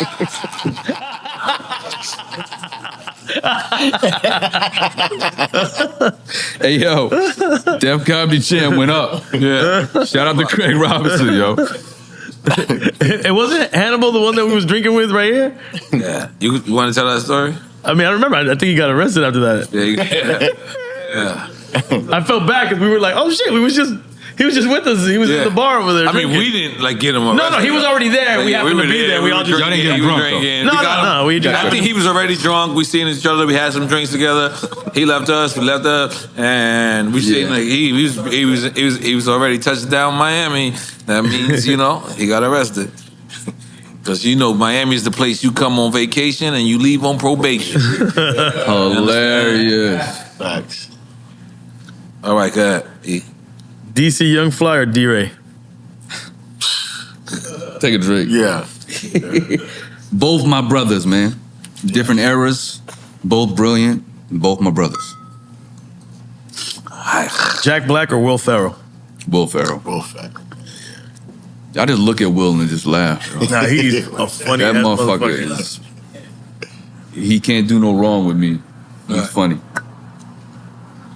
Yeah. Elf is my favorite holiday movie. Elf? Isn't that he's the Anchorman for me? As far as Will Ferrell movies. No, I know, but just as saying, far as as holiday, a holiday movie, that's hilarious, man. No, for sure.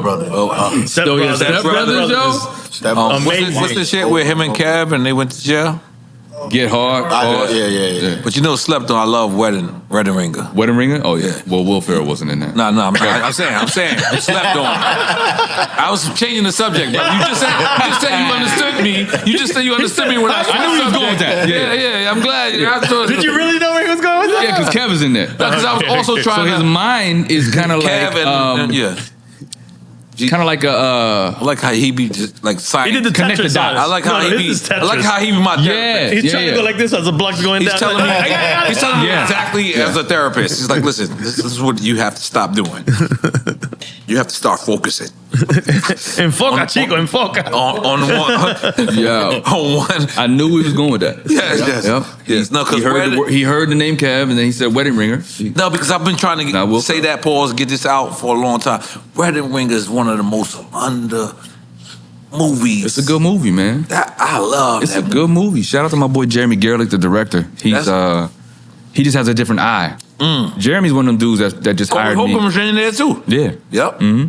Me and Corey Holcomb was also on the same Def Comedy Jam episode in '95. Yeah. Wow. Jesus. OGs.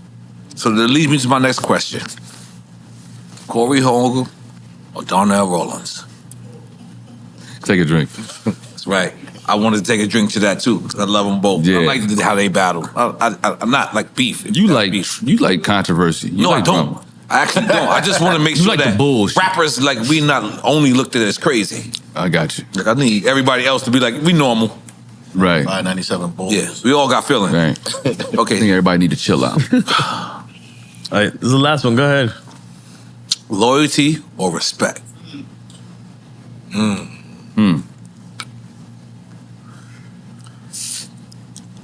I think respect garners loyalty.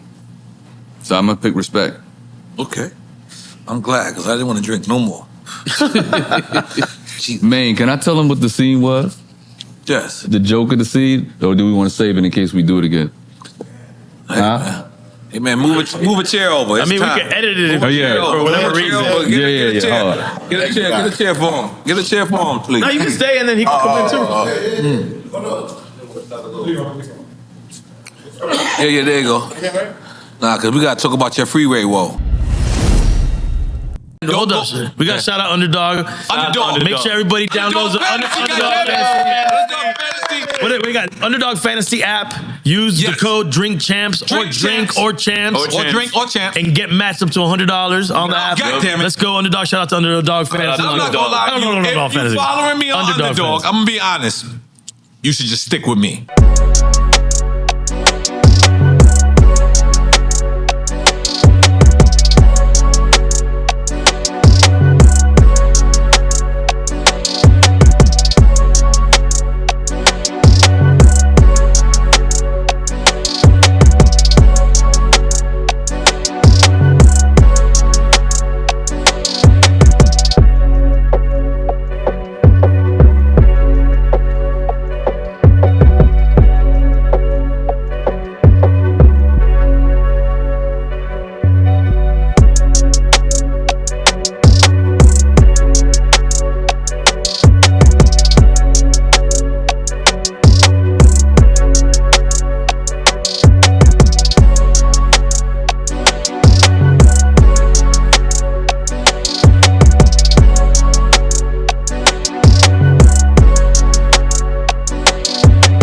Drink Champs Army, Underdog Fantasy app. Underdog Fantasy app. Fantasy. Drink Champs is a code. Get your $100. Let's go. Drinks or Champs, put in $100, we'll match you $100. We matching. Come on, Diego. Come in here for this.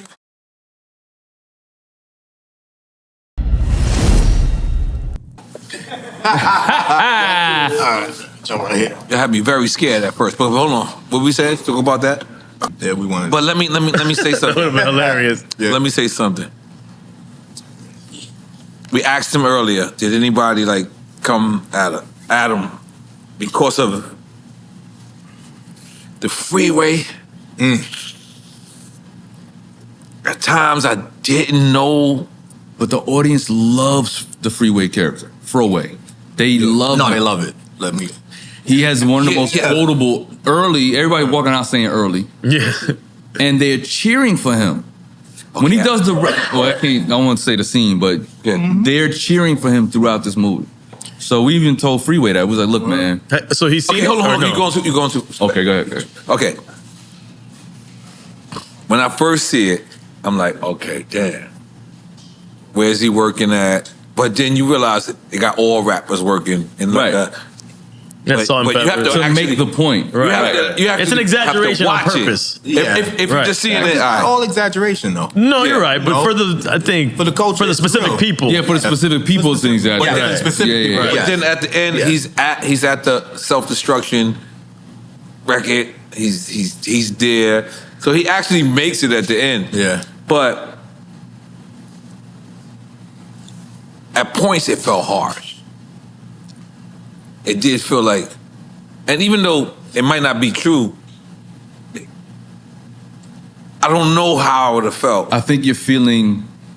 I hear what you're saying, Okay, but I think please. you're feeling the sensitivity of the culture right now, because that type of what you're talking about is harsh. Is just jokes. It's shonen. It's roasting. And he's close to it too. To be close to it also might be different for. Yeah, I'm close to it. Yeah, I'm close Yeah. to it because as an out-of-work rapper, which any of us can be Right. at a time. Yeah. Right. Any of us Oh, can be yeah. an out-of-work rapper. Yeah. And it's not saying that y'all was saying that he was an out-of-work rapper. Y'all was being funny off of No, the point of that is we throw away our gems, and I've said this before. As a culture, hip hop, R&B, black culture, period, we throw our gems away. Meaning, Meaning. Kool and the Gang, Earth, Wind, and Fire, they're not doing the numbers that U2 is doing. No. Right. U2 can do arenas for the rest of their life by themselves. The Kool and the Gangs, they'll do a jam with a bunch of different artists, and it's great. It's a theater, but it's not the same. And we're in a culture where we want the new shit. We always want the new shit. Like it's disposable. Yeah. That's the reason why we started Drink Champs specifically. But that's the reason why. That's the reason why. To give a platform to the artists that maybe people haven't forgotten about. Right, I mean, right, it started with the peers, the 90s era. But that's the reason why. was That's broader the than point that. of just Freeway Park. Not everyone. Yeah. Right. Just Freeway Park felt a little too risky because let's suppose people believe that, and they're like, "Yo, Freeway is really working in a fucking grocery store." Well, people can believe anything. Some people can believe that. And some people don't have actually believe Instagram. everything nowadays. Some people don't have And Instagram. nothing at all. There's still some people who just go to the movie theaters and don't have Instagram. Does that hurt his image? I'm asking. I'm clearly don't Well, know. I'll say this: people have been probably hitting Freeway up and wanted to know about Freeway now more than they have. And he said it. It's the relevancy, all of that stuff is just. People are calling his name now. Okay. Now, remind you, I've been doing that character for over 20 years. But a lot of people don't know it, though. They don't know that. Okay. But he knows. He knows. He knows. Okay. Remember when my first job was at Roc-A-Fella. Like I was the cameraman. Like I was that guy who traveled all around the world with State Property, with Dame, with everybody, filming everything. Right. So when State Property got signed and I seen those guys come in, I seen State Property come. I spent time in Philly with them and all of that.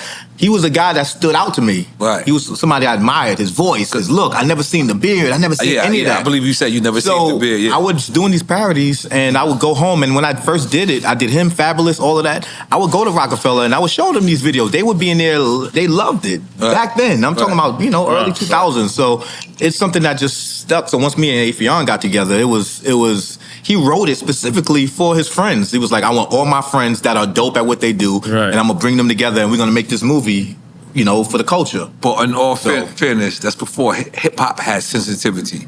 Once there was a Ray J Fabulous moment through social media, it was like everyone kind of got on point and everyone kind of changed. Because although we didn't take it serious, we knew that it was serious.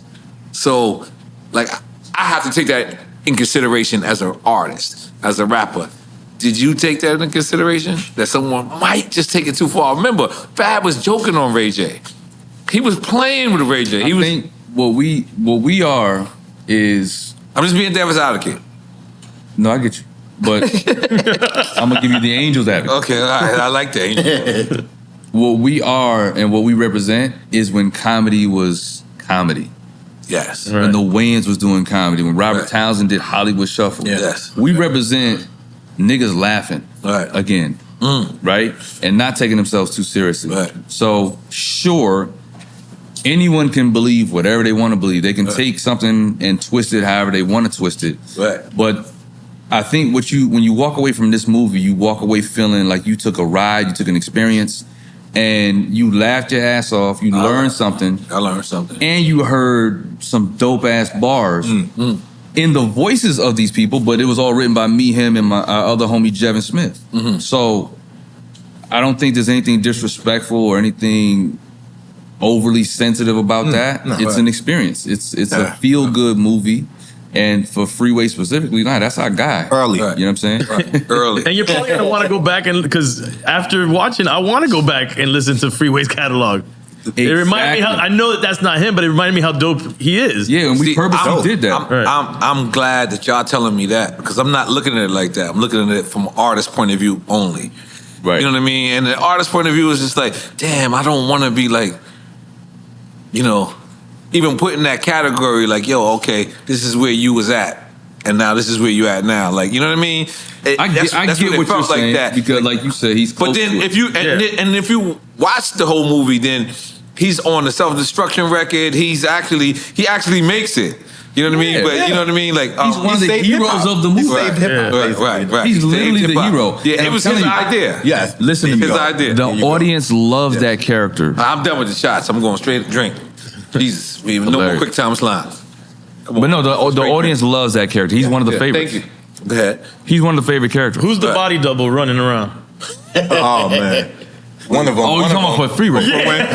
Our boy Kiwan. Yeah, our boy Kiwan. Kiwan, Shout out to Kiwan. Shout out to Kiwan. That wasn't a knock to Freeway. The main, yes, I'm 6'6", right? So obviously, you know, as I'm making the film, I'm on my knees. And I have to play this character. Same I've been doing for 20 years, pause. Right. But when we have to do full shots with them walking down the street or running, whatever, I can't be shuffling. So we had to get somebody to just sort of double for that. Yeah, we thought it was funny. And we thought it was funny. Yeah. It was Hollywood hilarious. Shuffle.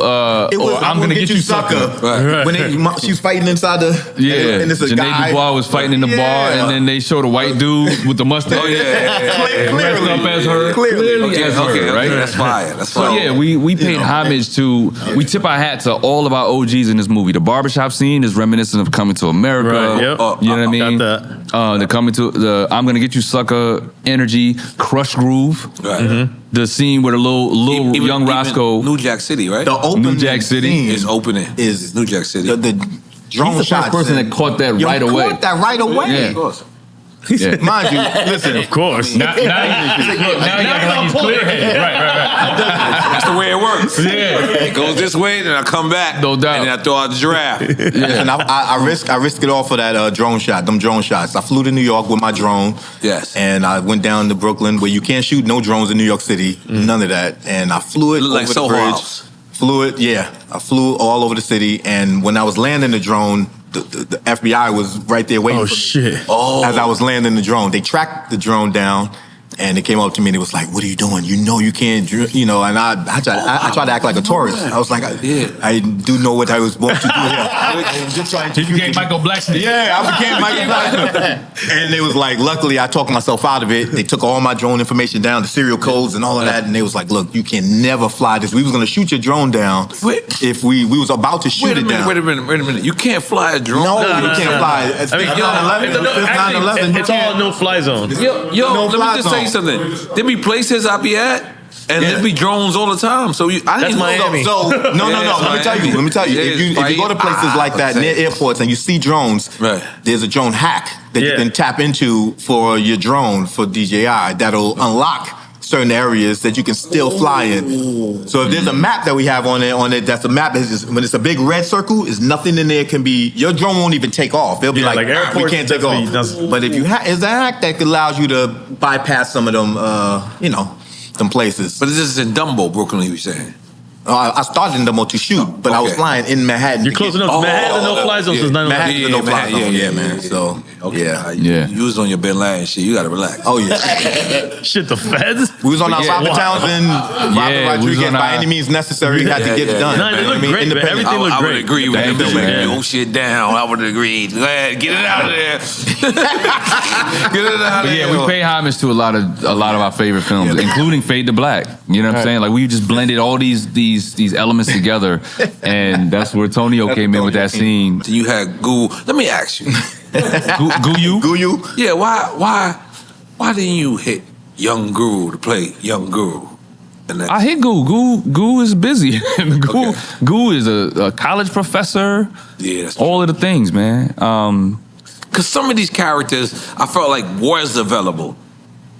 Yeah, it's like he hit Drink Champs. And they were not available. No. So you gotta understand it too. I'm spending my own money, right? Right. And we gotta work within a certain window when we have everybody available, right? I can't chase people down. I can't wait for one person type of deal. We gotta go. Yeah. Right. You know what I mean? So it was a lot of that too. But I mean, look, everybody, I would say about 99% of the whole movie was my first choice. It was people that I saw that I wanted in these roles. I always saw Cedric as Biggie. That's just Always. hard. Because first of all, he's one of the greatest comedians, you know what I mean, of our generation. But to play the Biggie role, me and him playing off of each other is. Did he do something to make his voice that way? Like something specific? No, he just. That was him. That was naturally, he was able to do that? Yeah, he just came in. We had how much time We only had him for 30 we had minutes. 30 minutes for set. He was coming off doing his TV He show. came from literally dressed from up his with his set. Coogee already dressed, ready to go. We had everything lit, ready, just like how you guys have it here. We sat down and it was like Yeah, it was hilarious. we improvised. I could see this. I could see everything. Yeah. As you saying it, I could see it. So it's me doing the Biggie voice on the track, on the rap, Right. but it's him. I saw it in the credits. Yeah. But nah, he did that. That's all him. And then Biggie and Jay talk about Brooklyn's Finest is hilarious. Yeah. And then you made your fade. Yeah, I got hair and makeup team, man. Karen and You've been Quelly. picking them up. You've been bringing them the whole. Your hair and makeup team was at work. They was on it. Yeah, the whole team was You on felt like you was really back in the day though. When you like each era felt right. Yeah. Like the Big Daddy Main scene, Big Daddy Kane, MC Hammer. We hit Latifah Light. We wanted to make sure we kept it as authentic as possible to make you feel like you was taking a journey throughout time. And is it true that you had MC Light come in and remake the record? 100% true. Not only is it true that she And it sounds remade the amazing. record, you were actually Crazy. in the studio as she did it? Absolutely. Oh yeah, Yeah. yeah. Shout out to MC Light. Yo, MC Light is, I know people throw around the word, oh, that's my big sis, that's my big bro. She's really big sis. Like, she really looks out. She's a heart of gold. Right.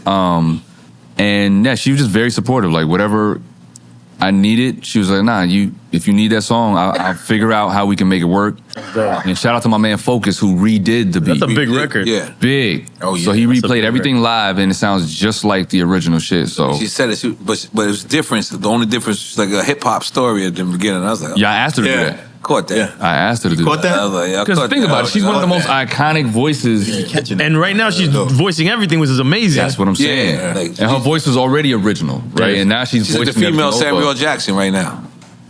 Come on, with the voiceovers, man. Come on, man. He said checkmate. Yeah, with the voiceovers. You know how Samuel's on everything. She's on everything. He doesn't do as many voiceovers. it's just I the mean, credit card. in my mind. In my mind. In your mind. I got In my mind. In N.O.R.E.'s mind. In my N.O.R.E.'s mind. Because I was like, wait, what? no, Samuel Jackson, No, I man, think you're thinking commercials too. He got Capital One or some shit. Yeah, like, yeah, yo, but Capital he's One, not bitch. Yeah. And then he was in your show too. You hit him with a golf ball. Or Yeah. Tiger Woods. Yeah, it's like a Woods. Yeah, man. Yeah. Shout out to all of the But yeah, shout out to Light. and the people who came and did the doc at the end of the movie. All Yo, that was Yeah, ill. Tila Craig Rock, G. Tila Rock, Yeah, Craig yo, G. yeah. Where'd you guys do Moji. that? Was it at the show then? Yeah, Charlie Mack it was at show. Charlie Mack. Yeah. Charlie Mack Charlie show. Mack show. He brought us out, and they all was. I figured that's where it was at. Yeah. That's dope. Yeah. Did you guys ever have in the script anything having to do with Pac? No. Because I felt like that was the only one that might have made sense to. I got one more that That felt they could- Hip hop is so big. There's so much story to tell in hip hop Right. that you can't put it all in one 90-minute movie. No, 100%. There's a lot I of got people not. one And more. also, Remind me that I got get- one more. Yeah. to No, get no, remind people that we can convincingly portray. Because there's all kind of people that would watch this movie like, why they didn't do me? Why, Right. how come Grandmaster Caz isn't in it? How come Melly Mel isn't in it? Who are OGs. They are the building blocks of this thing. But we wanted to make sure we could convincingly look like them, sound like them, and, you know, we just wanted to tell the story that we wanted to tell, but we're not trying to exclude anybody for any particular reason. It's just we have limited resources and time. There was one character. Shit, part 18, nigga. There's a lot of there was stories. one that can go- character I was like, damn, why didn't they have that at this particular moment? It's when you said hip hop is dead. I felt like Nas should have been there at some point saying that. So it's funny. Well, shit, if I could have You can play got Nas. You can't play Nas? This is the thing. Nas has always asked me to do an impression of him because he's like, "Why? How come you ain't doing an impression of me?" And I did the voiceover. I did a couple cartoons with him and Jay on IG, and he heard that he was dying laughing at the shit. But Nas is a hard nigga to get a hold of. Oh yeah. And again, if we look, we gotta shoot within this window. Because think about a movie, right? We have to rent the location. Right. It all has to be available when we need it. Right. We have to rent the cameras. We have to pay the crew. We got to feed people. It's so many. You were union. You were SAG. I saw it at the end. The SAG logo. Yeah, so you're SAG, SAG. WGA, so you like gotta, everything. Everything's You gotta dot every I, cross every Oh, T. yeah. And so we unfortunately we can't just wait Right. for whoever we But want. did you reach out to him for this? No, I never that saw moment- Nas in it. No, I mean, I saw a version of Nas in it where it said hip hop is over. Like maybe for 1 second, you could have had the Half Moon part on. I don't think I With a look pitch enough in by like you. Nas to be able to be to portray him I that don't know way. if you know you light skinned, sir. That don't mean I look like Nas, nigga. You don't look like Drake neither, nigga, but you made it work. You I don't look did like make Manny it work. Pacquiao. You made it work. I Your did. makeup team, what's their name again? Yeah. What's their name again? Willie and Karen. What's their name again? Willie and Karen. That's the crowd's favorite right there. The audience goes up for the Drake part. nigga. See, that was All one the thing. time. The singing The part. singing part. All the time. Again, shout out to Focus, man. He was like, we was in the studio. He's like, y'all want to break the beat down right here. Right. That shit And was he did that shit. He played that R&B shit. He made that shit in like 3 minutes. Wow. But it was perfect. Yeah, and the it was. audience goes nuts every time that part comes Yeah, I on. could imagine that. Yeah. So how do you guys feel, man? Man, we on a cloud right now for not just because I'm contact high, but Yeah. yeah. Let's get him another Hey, shot. contact just drunk cause. probably too. Yeah, give him another shot, just cause. Just cause. Just Feels like a cause. full circle moment, you know what I mean? Yeah. When you work so hard to try to get to this point to let the world see your vision and your content and the stuff you want to do. You know what I mean? So it feels, we on cloud 9 right And now. we did a movie with our friends. Like I was able to That's gotta be the work best with feeling. my guys. Like this is my guy, Jevin Smith. That's my dude. Charlie Mack. That's big bro. Charlie is the connector. He makes every call that we need, and he's positioning us. Honestly, he's positioning us on some Will Smith shit. I love it. On some Martin Lawrence shit. Like he's Love it. really trying to make sure he grooms us for the success that we've worked hard for.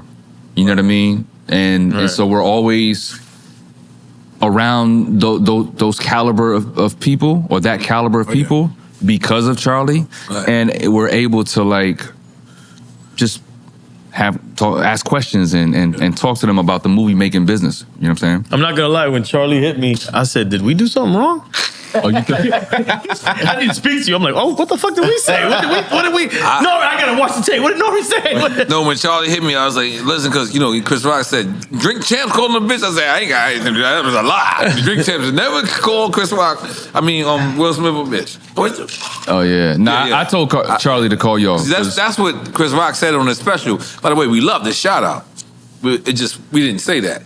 Nah, Yeah. but I Breakfast told, Club who said that. I told Charlie to call you.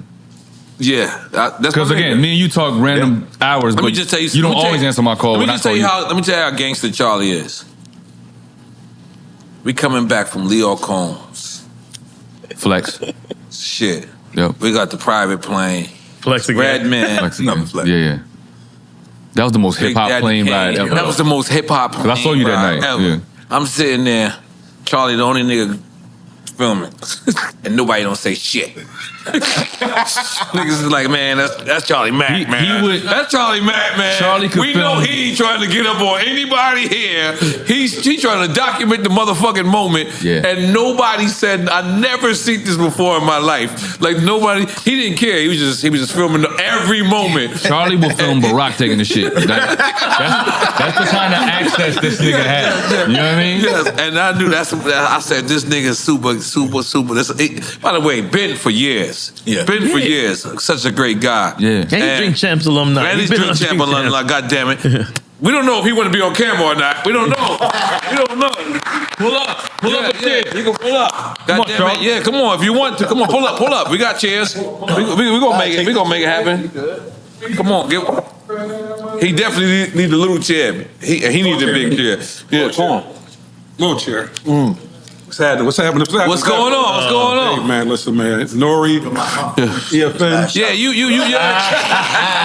No, Yes. They say life imitates art. We was on the True Soul plane, huh? Yeah, that was the True Soul plane. That was like the moments. You know what I mean? You don't know they're gonna be created, but that was a moment in the sky. It was so beautiful, It was man. beautiful, yeah. It was Because you so didn't know. Yes. I sure enough didn't know. Yes. People was on the plane was gonna be on the plane. Right. I'm thinking it was me and Lil. Right. They was like, you fly on the plane. Okay, Yes. cool. Let's go. I'm like, N.O.R.E, Yes. Eric Sermon, Eric Sherman, Jeff, yeah. Kane. Yeah, It was that's crazy. Yeah, that was when I say a moment. Yeah, Right. I've had many moments, but that was a moment. Right. That was a moment. Listen. Redman and Jeff would film the video in the air. Yes. While we were sitting there having a And I conversation. forgot. I believe it was Kane who was Yeah, the Kane. DJ. Kane, Who yeah. was DJing? Yeah, had all the Kid Capri making a beat, I think? No, he was the DP. He was the DP. He was holding the camera. Okay, he was holding the camera. Yeah. Okay, Big Day King was holding the camera. That was Kid Capri. That was Kid Capri might have been playing. Kid Capri was music. the DJ. Okay, yeah. And I'm like, I'm just sitting there. This was a great hip hop moment, man. Yeah. So Leo gets a lot of slack from certain people in certain areas, and I want to big I love Leo Leo. up. I love Leo. I love Leo. Like, you know what I mean? So okay. You guys got the script. What makes y'all say, let me bring Charlie Mack in? Charlie's hip hop. Yeah. Charlie's hip hop. He's always been like a big brother to me. I mean, How y'all connected? I'm sorry. We connected through Comedy Club. He was at the Laugh Factory in Hollywood. I said what's up to him. At the time, he didn't know who I was. So when I shook his hand, he kept the lockout. Like, he didn't do the joint. Yeah. Oh, he gave you the stiff arm. Okay. And every brother ain't your brother, and every sister don't love you. Right. So you can't bring people in. I love that. But then a couple weeks after that, he reached out because DJ D-Rec from Wildin' Out. Shout out to D-Rec. He reached out and said, Charlie Mack want to get a hold of you for his Party for Peace weekends in Philly. So I ended up going out to maybe 6 of those, 5, 6 of those. Every one that I had, every weekend I had. Yeah. And that's really Peace how we weekend in Philly? Charlie Mack Party for Peace weekend. Yeah, it was, he had everybody out there. And the first one was like, Will and Jada was there, Tisha Campbell, Tashina Arnold. Everybody was in that about 100 celebrities over a 3-day weekend. Latifah, eradicate violence. Rev Run. Yeah. Like, Yeah. it was ridiculous. Yeah, BDA. But it was through that we were just able to connect and just, outside of the industry and just have real conversations. And we just created a friendship and a brotherhood, and I respect them. We literally could talk about whatever. And so that's how I gauge my industry relationships. I don't like users. I don't like people that want to use me to get to somebody else. Right. So the fact that we can talk about whatever, and this is the first time we've done business together. That's how real our friendship is. Yeah. You know what I'm saying? Like he's brought me around the Will camp and all that kind of stuff, and most people clamor for that, right? But I've never asked him. He always reaches out to me and says, "Yo, man, come to this premiere, come to whatever this event." But I don't ask Charlie for anything. This is the first time that I was like, "Yo, Charlie, we got this movie that I think you'd be interested in." And once he This is after you filmed it or prior to you filming? Prior. Okay. Yeah.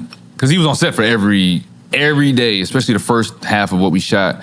Charlie was there, and because he experienced a lot of this stuff, he was there for it. Right. It was nostalgia for him. Right. He was on set like a kid in a candy store. His camera was out, his phone was out. Like, he was documenting everything. Like, and nobody said shit. Like on the plane. He was my dialect coach for all the freeway, throwaway stuff I did. When we was doing everything, every line I to make said, sure you sound he like would make Philly. sure. He was like, no, you gotta say John. You can't say John. You gotta say John. You gotta say John. You gotta say Young Bull. Young Bull. All of that stuff. You know what I mean? Radio. I was saying radio. He said you gotta say radio. You gotta like. It was the way he was telling me how to say the radio. So it was authentic Philly. Yeah, man. And one of my early Will Smith spoofs, he plays Charlie Mack. We did a Hancock spoof years when Hancock first came out. And at the end of it, I had him step in and do Charlie Mack impression. And then that's their connection, you know what I mean? So he's like young Charlie. I'm cracking up. Yeah, definitely cracking up, for sure. So, I mean, Charlie, because we want to tell the people your story as well. Hey, man. Hey, say you write a book. And fortunately enough, I did write a book. Right. So I want to come back, you know what I mean, and do that. You know what I mean? But again, you know what I mean, my story started 1978. Wow. You know, what you know was being a street team. Right. I was doing that for my uncle. I started a label called April Records in 1978. Wow. I was like a street team, a cat for him, 14 years old. That was kind of what actually bit me. I did that in a house party, and I was bit. I was like, entertainment. Because I wanted to play basketball. You know, Dr. J, of course, was in Philadelphia. Right. Me seeing Dr. J, I used to hang out with the Sixers. So all those moments you see, those clips, I was into Sixers, you know, at the Spectrum seeing them. Right. So for me, I thought it was basketball. Right. But I'm saying hip hop. You got to figure hip hop's 1973. I'm 8 years old. Wow. You know what I mean? When hip hop's born. You know what I mean? So for me, it was like a love affair. I said I could never let down. Then the opportunity come from music, and he did R&B. But I signed the first rapper to the label. His name was Gorgeous George. We did a record called Cabbage Patch Scratch. Remember, Cabbage Patch came out. I did a record called Cabbage Patch. scratch. And that was like what actually got me into it. Because everybody thinks it's Will and Jeff. It wasn't Will and Jeff. It wasn't Will. No. I had already been in the business from 78. Jeff and Will didn't come out to 86, 87. Ooh. So I was already in the business already. Wow. Yeah, so I was already in it. But I have a book coming. Yeah. Who is Charlie Mack? ... Mr. Philadelphia. Come on, let's make some. Come on now. First down, Hopefully y'all have me back. No, absolutely. Come on. But let me ask you one more question. Yes, sir. Philadelphia seems like a wild place. Like now, I don't know if it's always been like this. I mean, since I visited it, and I've only been famous 25 years. Only been famous 25 years? Yeah. Like, I think it realized 25 years ago it happened. And I've never known Philly for not being like a little like crazy. Has it always been like this? Because I think everything's heightened today. Okay. It's more heightened. Like, you know what I mean? Like he was saying earlier, like he was saying filmed. Yeah, what Will says all the time, you know what I mean? Racism didn't change, it just got filmed, you know what I mean? So I think the thing about it is, which is unfortunate because the drill rap, I didn't realize it was basically like kill rap, right? So they actually talking about how they're going to kill you, right? Yeah. Right. So I think everybody do things for clickbait, you know what I mean? But again, you know, in the movie, they say action and cut. March Chestnut gets up and go home. Ray don't go home. You know what I mean? When you murder somebody, that's it. And then that little kid is going to the penitentiary. Right. You know what I mean? So I think the thing about it is they don't think about it after the fact. They think about it in the moment. And they want fame so bad that they're willing to do whatever. Right. And that's the unfortunate thing. So no, Philadelphia wasn't like that when I grew up. Violence was there. It just wasn't as prevalent as it is today. That was one of the things that I wanted you to kind of focus on just a little more was the young rap now.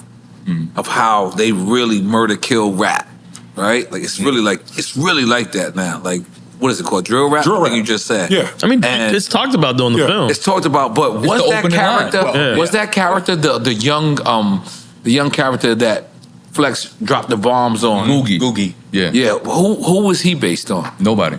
He's based on a combination that generation. He's based on the generation. He's based on lazy rap. So it's not necessarily, he's a representation of lazy rap. So it's not even necessarily young versus old. Because I say it all the time, there was garbage niggas in the 80s and 90s too. Facts. You know what I mean? Yeah. So he represents lazy because his whole song is Yeah. right? Yeah. And most people would He's like, yo, which version is is good? He's like, first two bars. which one? We just flipped what's popular now, what's dope now. We would have never let certain things slide. Yeah, and most in a people certain assume that that's an Uzi Vert jab, but it's not. Like Uzi's my guy. Like Well, some people thinking it's Uzi and some people thinking it's 21 because of the thing in the middle. I wasn't even thinking about 21. That's funny. But no, I used the tempo of his beat because that was a popular song at the time. It makes sense now because then he goes like that. Yeah. But And then no. the dude when they're watching the video in the store, the TV in the store. Okay. That Boy. artist, right? Yeah. The kids dancing. Yeah. But it leaves it open for a sequel too, right? And for it sure. also leaves So, open go for ahead. Funk Flex to respond because I sincerely, 1,000,000% believe that Funk Flex has never took payola. It's never what? Took payola. I'm just being honest. Oh no. Again, it's He has never- a comedy. No one was saying that. The comedy. No one was saying It's a that. I know it's a comedy. Embellishments. I know it's a comedy, but he might watch this and be like, you know, as a DJ, that's not. as a DJ, like I'm just let me ask EFN, like I know it's comedy, like somebody, but if somebody says, "Yo, I paid EFN Of course I'm gonna get to get on Drink You Champs," feel a way or I about paid, Yeah, because the way that people perceive things. yeah. And I'm telling you, from what I know, everything I know, Funk Flex has never took money from no one. I promise that. I From believe what that. I know. No, again. From what I know. The So, movie Salt and Pepper don't really work in the diner, right? Right. God damn it. And Freeway don't work in a bodega. And Freeway ain't working You don't work at a goddamn bodega. way. Ghostface Ghostface is not a school Right. teacher. But let me just be devil advocate. The Ghostface is hilarious. With Flex part is something that he's been accused of before. See, I don't know that. Yeah, so I can feel I like don't know that. he can take All it. DJs have been accused. It's a radio thing. I used to be a radio DJ in Fayetteville, North Carolina, and Charlotte. so yeah, that's where that even that term, because no one even says payola anymore. Right. I know that term That was because prevalent in the 80s. It was more prevalent in the 80s. Exactly. Yeah. People start they say drink champs that payola to get on here. No, you cannot pay us to get on any drink platform that gets things out, people are like, oh, if they don't get on, And if or they whatever, can't get on, right? if they can't get on, People you that can't get they a record want to see plate. It on becomes a on. conspiracy theory. Right. Yeah, but by no means do we really believe or are we accusing Flex. It's a comedy. Right. Okay. Like, and this is why I keep saying Take that it light, because people. Take it light. I want the freedom to be able Absolutely. to write. Now, again, he has the right to feel whatever he want to feel if he feels a way. Right. I don't think he does, but because I haven't spoken to him. But at the end of the day, I don't think he's done anything. He just happened to be the relevant DJ that I could use as a character to make the point in the movie. But think about it. I don't think he will, but I think he's so engaged with like his haters and the people who don't like him. He is very engaged. He's very engaged with them. So it'll be heightened. Yeah, so they'll come at him and then he'll might be like, man, why would these guys do that? And then he'll give you an hour of ball. Flex, if you're watching, there's no personal shot at you. I'm a fan. I spoke to Flex. I called him up. I spoke to him. Okay. It wasn't nothing but love. He said, whatever you need from me. Yes, okay. That's Well, why. think about when was the last comedy that opened up this type of dialogue and conversation about the whole culture. And that's why definitely not in hip hop. That's Come on. You know, Think about you that. know what, and this is just me being devil's advocate, right? I think Flex would have played himself. I think Joe Buttons would have played himself. I think I think most people would have played himself. But you needed the time. Right, and for the comedy, you don't. But I don't think it would have been as funny. You don't want them to play themselves. You don't. Yeah. You would have been as funny. Right. No, I was waiting for a version of N.O.R.E to come on. I was like, that would have been hilarious. But no, because he's already so fucking animated He's already animated. character. You We don't wanted have the nobody real play N.O.R.E in N.O.R.E. EFN. They would do him an injustice. And y'all would have added You could more. have been you, and then N.O.R.E got to play him. He got to play himself. Right. You know what I mean? May have some opposed on you. And y'all would have added more credibility to the whole hip hop of it all and the relevance. It was so to me. I apologize because I was busy. I really wish I was a part of this, but even with us not being a part of Don't this, apologize. I looked at this movie. I saw the sequel, I said everybody coming out. Hold on. I said I saw no flaws in this. You know what I mean? I watched it, and I'm a comedy guy. Contrary to popular belief, I love music and everything, but you ain't coming to my house listening to music. You coming to my crib, I got motherfucking Living Color playing, Seinfeld, Curb Your Enthusiasm. But yeah, you've always shown me that respect Dave when we first Chappelle. met. Like I love you was like, comedy, you a bad dude on a comedy tip, I blah love blah comedy. blah. So I know you rock with the comedy world. Like, you know what it is. I live and breathe comedy maybe more than I live and breathe hip hop, because hip hop just comes to me. But comedy, I gotta want to feel that moment. I gotta want to be like, yo, you know what? Let me go laugh. It's a release. Yeah. It's a release. Yeah. It's a release. Yeah. But do you feel like this is a movie that you would watch over and over? Like it's I did. It's one of them classic joints. Yeah, because there's stuff I feel like you might miss too. You want to watch it over again. Yeah. But I want a lot to of go stuff. support. Yeah. I did this. I watched it for this interview. Other than that, I would have went to the movie theater. For sure. Like, I swear to God, I don't want to say it like that, but I'm flying to a movie theater to go see this. Right. This is what happened. Damon John. Damon John. Yeah, Damon John. All right, you know, I fuck up everybody's name. Come on, now. You feel better? That's a good name. Good name. You feel Right, good name. better? Good So brother, he said to me, yo, come watch the premiere of Bob Marley. And I was like, okay, that's some fly shit. Oh, yeah, we spoke to you when you was down there. Some fly shit. So I came, I went, I watched, not even the premiere. He didn't even I didn't even make it to the premiere. He did a private screening of it, and I went to it. But I said, I felt like I'm not supporting the family. So I went to see it on my own. And that's exactly how I feel about this movie. It's like, as much as we're here and we're doing it, and like we're helping each other, but it's like, I gotta go to the movie theater. So I don't know where the fuck this shit is playing out in Florida, but I'm driving to the shit. It's still in Miami this week. Yeah. It's in Miami. It's in Miami. Okay. And you want that experience of the theater. I'm going to the theater. Aventura? I'm going to the theater. Oh, that's close to him. That's real close to him. I was Aventura. We ain't saying shit. Yeah. We Yeah. might go Thursday. What's Yeah, just Thursday? Yeah, pop it up. Pompano. A drink champs. Aventura. You took people to the movies. Where'd you go? Let's get these straight. A drink champ screening. Aventura. I'm in. Yeah. I'll do. Yeah, take everybody. Go ahead and buy the theater out. Drink champ screening. Yo, can I give a quick full circle moment real quick? Please. Okay, so I'm working at Roc-A-Fella. The cameraman only. Never did anything in the film business like that besides filming people. Claudie B says, hey, I want you to go to the studio because N.O.R.E's there working on an album or a project. I go to the studio. I meet you there. Yes. You are in there and the music comes on and the first thing I hear was, if I'm a nigga Rican, and we some nigga, he was doing a song with Petey Crack. The Petey Crack joint. I filmed all of that. That's a classic record too. And I met you and I said, hey man, I'm an upcoming writer, filmmaker, all of this stuff, and I just want to get some knowledge. He looked at me and he says, yo, I want to make a movie. And you the first person that let me write a script for you for the first time ever. Wow. Listen, we're gonna find it. Make that movie. Because I remember, It wasn't and he good. remember, It wasn't just to good. It wasn't remember. good. I mean, it was I remember. Okay, It was a- you did say a gas gas- station. I it was remember. called the gas station. Now I remember. I'm not mad about that. Yeah, Not bad. and you look extra cold. This just for Snoop, man. Represent for Snoop Dogg. I don't know where you This did. for Snoop. You don't see me sweating. Yeah. I don't know if You got a whole hoodie on with undershirt. Because I'm trying to be light skinned, man. I'm trying to be light skinned. I want my Drake sneakers because I figured you would feel this. Because this is my lover boys. Look, this is Drake's exclusive Nike Air Score. I've been waiting for this weird been flexing the whole show. Everything. But I want for you. I said my light skin.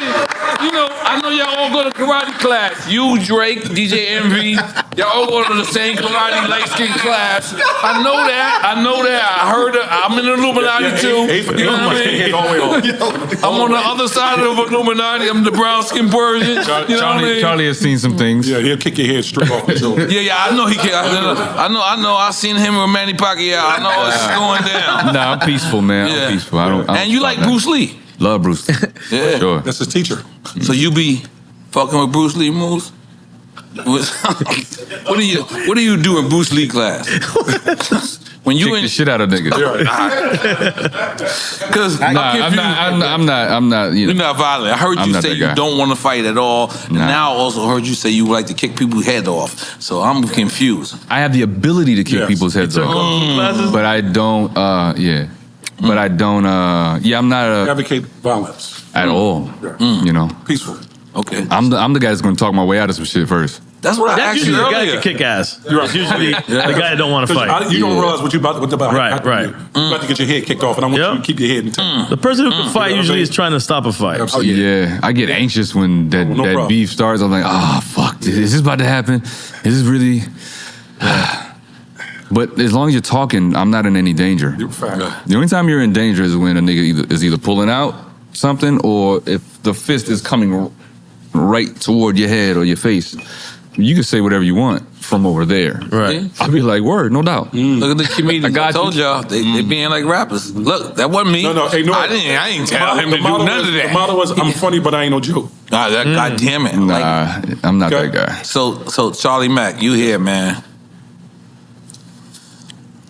Oh, damn. Here it comes. Here it comes. Somebody told me, they was like, you gotta be careful. I'm like, so tell me the tone. He said, be careful. He gonna slide it in there. Like, Pause. Pause. But no, I remember a moment I came when I first came. I wasn't in LA. 2 minutes. It wasn't 2 minutes. He threw it out there. I'm like, whoa. I'm like, N.O.R.E. Okay. Where's the love? You know what I mean? I know it's love, but you're a legend. Humble servant. And I honestly think you were there that night, so the way you answer it, you can answer it the way you want to I answer already know where you're going with it, but go ahead. Yeah. So you don't have, you know what I mean? We love everybody. Everybody get a moment. And I know what you're going to say, but go ahead. Because we want Will on here. We love Chris, absolutely. And we love Chris. Absolutely. But what did you think when you saw that? Come on, N.O.R.E, stop, man. Okay? Why, man? Okay? Why are you bringing up old Oh shit, man! It already happened. I did a special. We got over it, man. I did a special. It's all love. It is. Yeah. Not even just saying that. It really is love, but everybody get a moment in their life. Right. Everybody get a moment. Like I was talking, we was talking to, no, not name drop. We was with Martin on the beach yesterday. And Yeah, they're filming out here right now. Yeah, he was saying that we would say everybody get a moment. He said I had a few. You know what I mean? And so everybody has a moment. You know what I mean? It's human nature. Right. You know what I mean? That's just what it is. It was just a very unfortunate situation in time. But you move on from it. You know what I mean? You listen. You go through it with your own family. Yeah. So It's the same thing I said about the comedians beefing. It was a moment that shouldn't have happened in the public eye, you know. But this shit happens. Yeah. You know. Learn and you move on. Learn and move on. I love you, I am. My question is, if we do a sequel, are y'all gonna be available to be? Yeah, I'm available. The next one. I ain't gonna lie. I want to be there. He's not available. Has to act like him. I'm coming to. Let me throw it out there. Let me throw this out there. We make real films.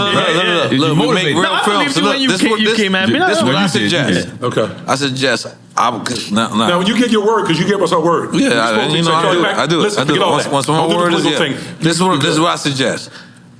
You start us now, but we're gonna do 3 different scenes. We're gonna come with different changes to outfits, because we know how to cheat the camera, right? Right. 3 different. If you want 5, we can go 5. Okay. He just want to drink that much. And then we're gonna no. We're gonna change, do different scenes. You know what I mean? Yeah, I want to interview Manny Pacquiao. He has nothing to do with hip hop. Yeah, but that's what's gonna make it funny. It's like, yo, you want to fight Floyd Mayweather? Do you know? Yeah, you shouldn't write. Yeah. Okay, so you Okay, so we only in the movie. Hold on. Let me get one more shot. Let me get one more shot. Let me get one more shot.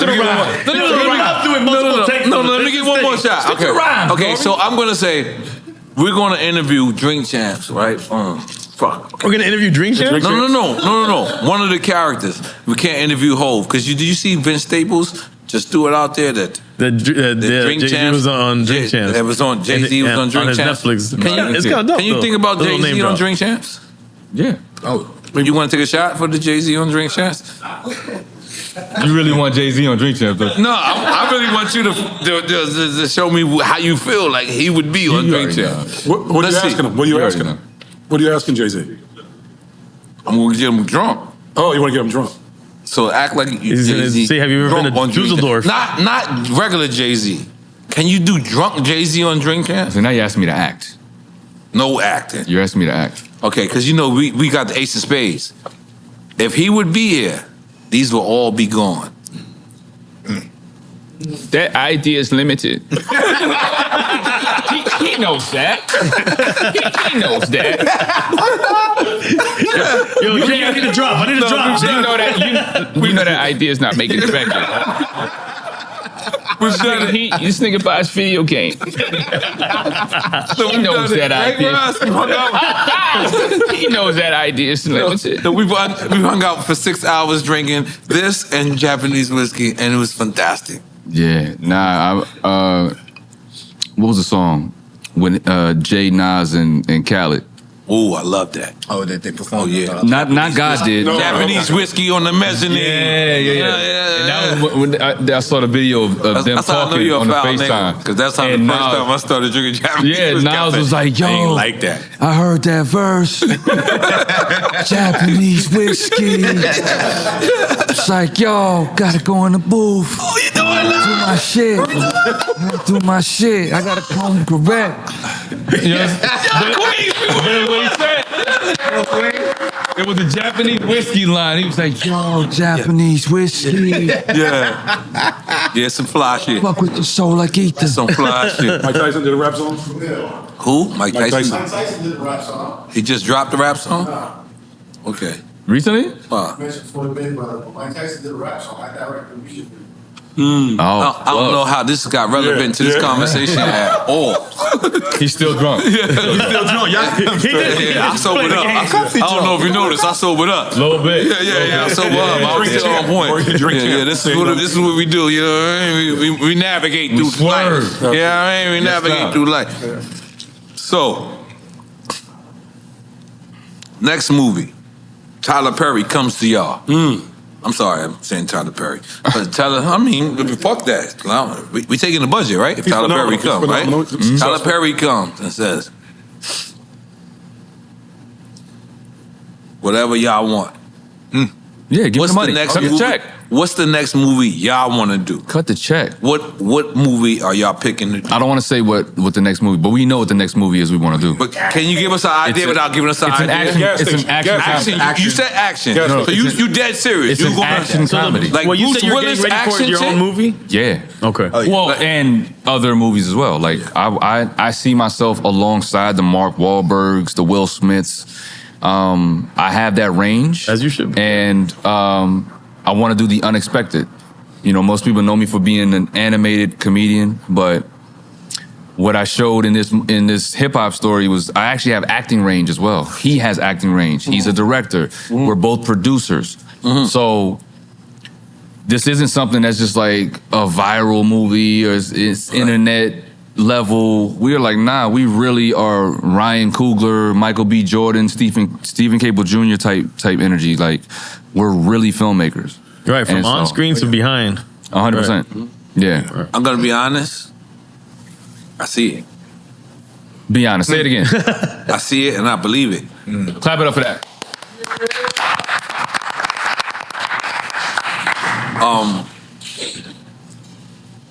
I guess it's easier for me to see it and believe it because of how y'all see it and believe in yourselves. Yeah. But we're talking about Michael Bay, Jerry Bruckheimer level stuff. Like those are the people that we admire. You know what I mean? We admire big films, big action, high octane type of stuff. Yeah. Even on the TV side, Bruce Lee's daughter did Warrior, which was a concept that Bruce Lee made back in '74. Not '74. Sorry, he died in '73. Okay. But he had this treatment that he wrote, and Hollywood wouldn't let him star in it because they told him that Asian people wouldn't be able to lead projects. And she found the treatment, and her and Justin Lin partnered up, and Warrior is incredible. I'm talking about the action, the camera work, everything about it, the writing. So I'm on that shit. He's on that shit. Like, we're not just hip hop comedy movie makers. This is just, something that's very close to our hearts. Yeah. And we could really do that too. The fact that we wrote bars in the voices of all these different iconic MCs was us saying, no, we actually are of the culture, but we're actors too. This isn't just an impersonation. We're acting as these people so that you really believe you're listening to a Joe Budden verse on that song or a Freeway verse. Or a Drake verse, or whoever, whoever we imitate. E40, Too Short, like E40 was great, crazy. That's Jevin Smith, crazy. But not only that, I just want to also just give my brother also flowers because his pen game is crazy. From his script pen game to his rap pen game is crazy. So I just got to give him his flowers for. He's gonna finish writing our gas station movie. Yeah, he gonna finish it. It's been a pitch the whole time. Thank you, brother. He let me. As a friend, he could have got anybody to direct this movie that he wrote for us a long time ago. But he put his trust in me, and this is my first feature that I got to direct. And he put his trust in me and his money in allowing me to do that. So I'm forever grateful to my brother right there. Let me tell y'all something. What I see. And again, because we said it earlier, it's like, yo, why do we have to do other people's movies? But I have no better example than what I'm about to say right now, so I'm going to say it. Y'all can be like the Adam Sandler, where they go and do movies with their same crew. Friends, man. They say Judd Apatow, Adam Sandler. I told you, loyalty to their people. I love how I love that comedy. The Seth Rogans, they hire the same exact people. The Adam Sandler's hiring the same exact people, and some of them are black people. But they're stars now. They're all stars. But when you got the director, the producer, the writer, and everybody, and you continue to do that, that shit is just so like, for lack of a better term, attractive to me. But no, we've been doing that. Yeah. You go back to his sketch show that he had back in Fox.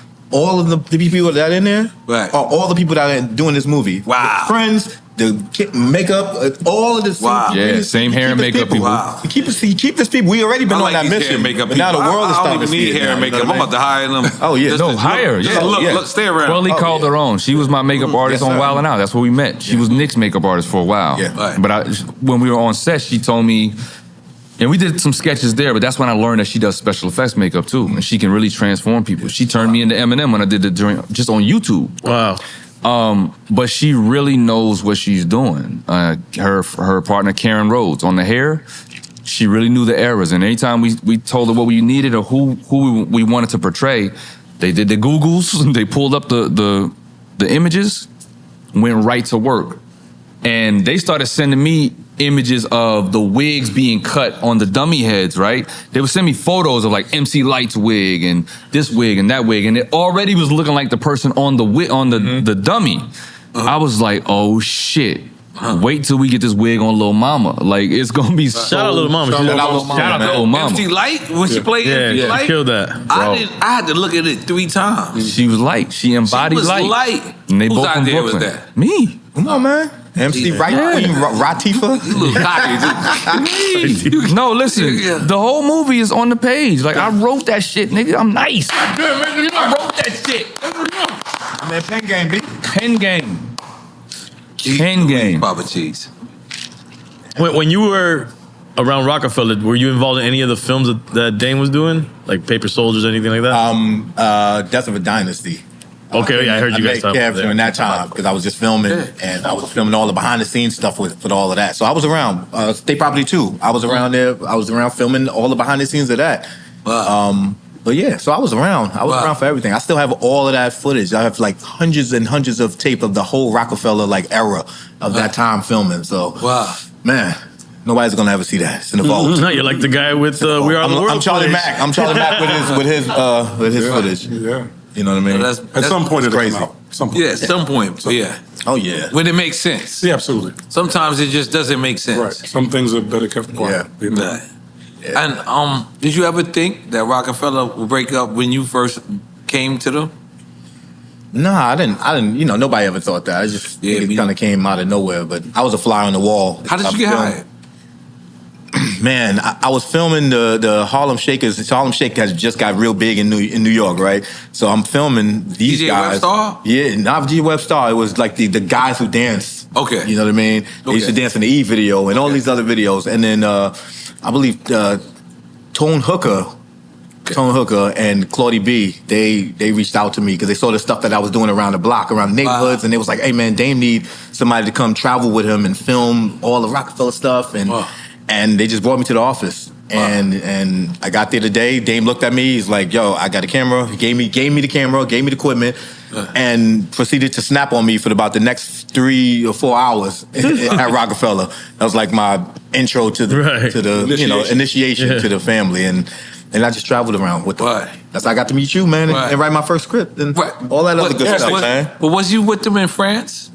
No, I didn't go to France. Okay, all right. I didn't go to France. Cool. Yeah. Some other people went. So, yeah. Charlie Mack. Yes, sir. What's our chances of getting Will Smith? Oh, very, very. He's here right now. No, he's here.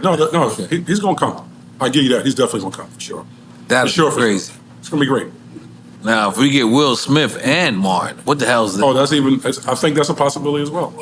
You know what I mean? That'll be fun. I'll meet with him tonight, so I'll let him know you gotta come do this. I love the flaws. Gotta come do it. You know what I mean? We just want to give them their flowers, man. No, absolutely. But I'm knew saying you was gonna say some shit like that. But it's right. It's right that they come home. You know what I mean? Yeah. It's the culture. You know what I mean? Yeah, it's the This culture. is the new marketing campaign. This is it. These are the top of the marketing in the world that you can go to to express your art, and get your projects out. So, gotta come through. Well, Martin, you gotta come over here and sit with EFN and N.O.R.E. You know what I mean? 100%. 100%. Yeah, man. Goddamn, man. I ain't gonna lie.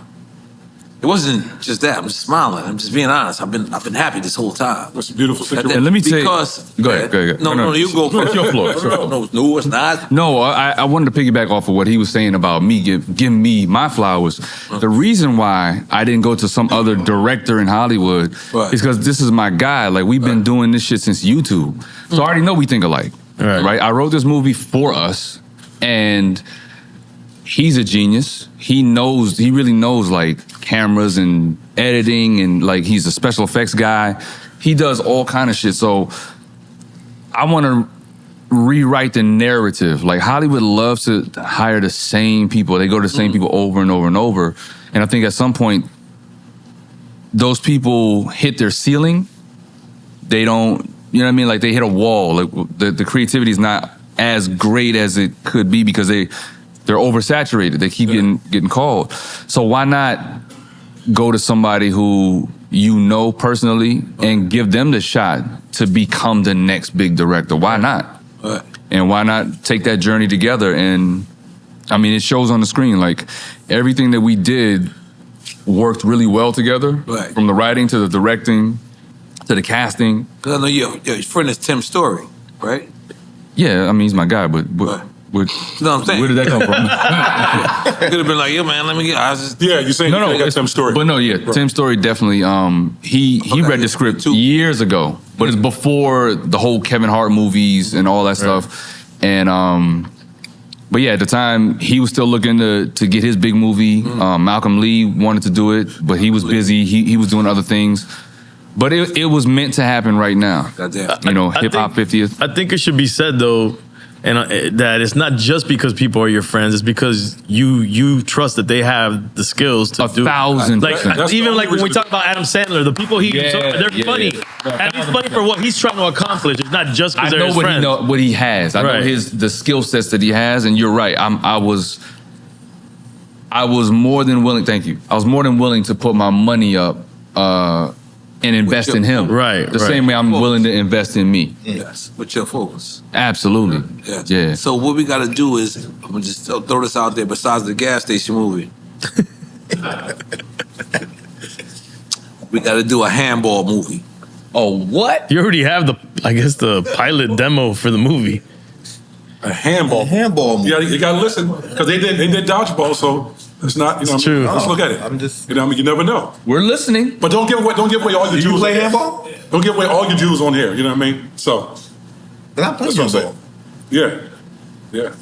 I grew up playing handball too. Is this a 5 boroughs thing? Is this a? Well, I mean, you got to show him the footage. I got footage. We did like I even got a handball baseball card picture, like where I'm like. When did we film that? We filmed that like in early 2000s. We did. The footage is terrible now in terms of like the quality, but get the idea. The idea is there, and the cameos are there. It's crazy. It's crazy because and all right, it's two things that's like hood, handball and stickball. That's what I said. And stickball, stickball and handball. It's very hood, and we do a handball movie like me. Smack that floor. Yeah. We go in the hood with the hood, play the hood in the hood, and the hood, and everything is good, and everything is good. That hood, this nigga got me playing jazz instead of molesting.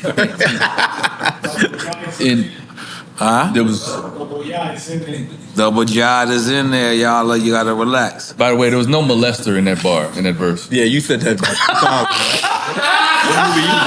Jester, You've been saying that shit the whole time. I'm sorry. That's what I heard. The court jester. The court jester. I didn't say it. You did hear me say court jester after you. No, I heard you say molester twice. You've been saying molester like a motherfucker. My bad. That's what I heard. Am I high right now? Yeah. You might be.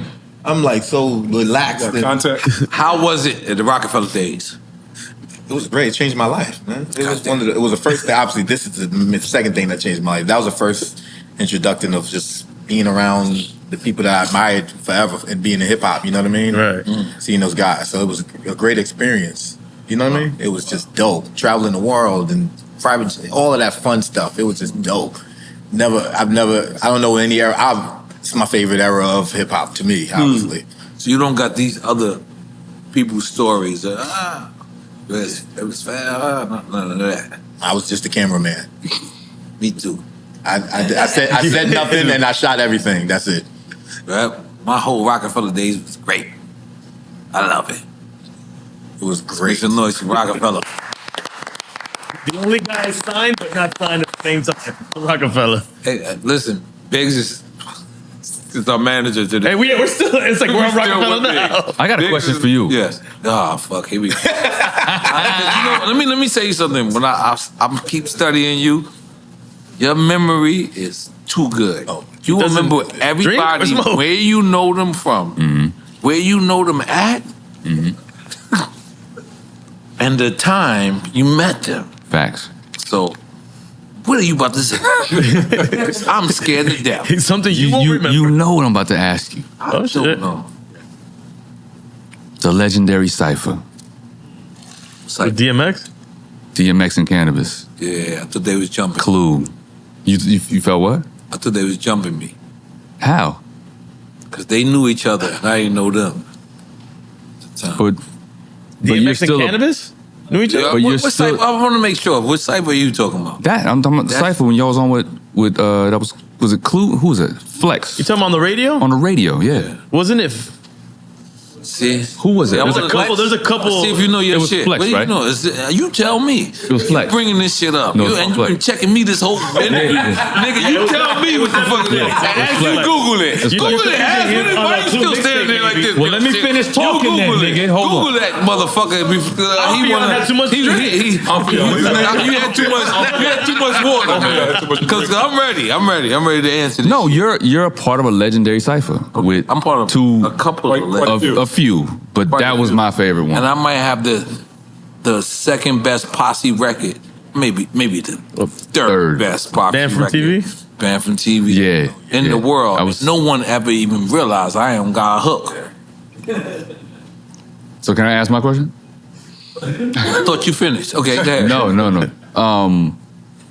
Like, how was that energy for you? Like, how do you feel about that Cypher? You, Cannabis, and DMX going back and forth. Like, that's a legendary joint. It traveled the world, and I don't know if you understand. Okay. The impact of that Cypher. I feel like we're confusing a couple different ciphers though. No. It was talking about that. It was Cannabis and DMX? It's Cannabis and Cannabis, DMX on Hot 97. Okay. 1998, Funk Flex. I'm the hottest dude in the world, but guess what? So is Cannabis. So is DMX.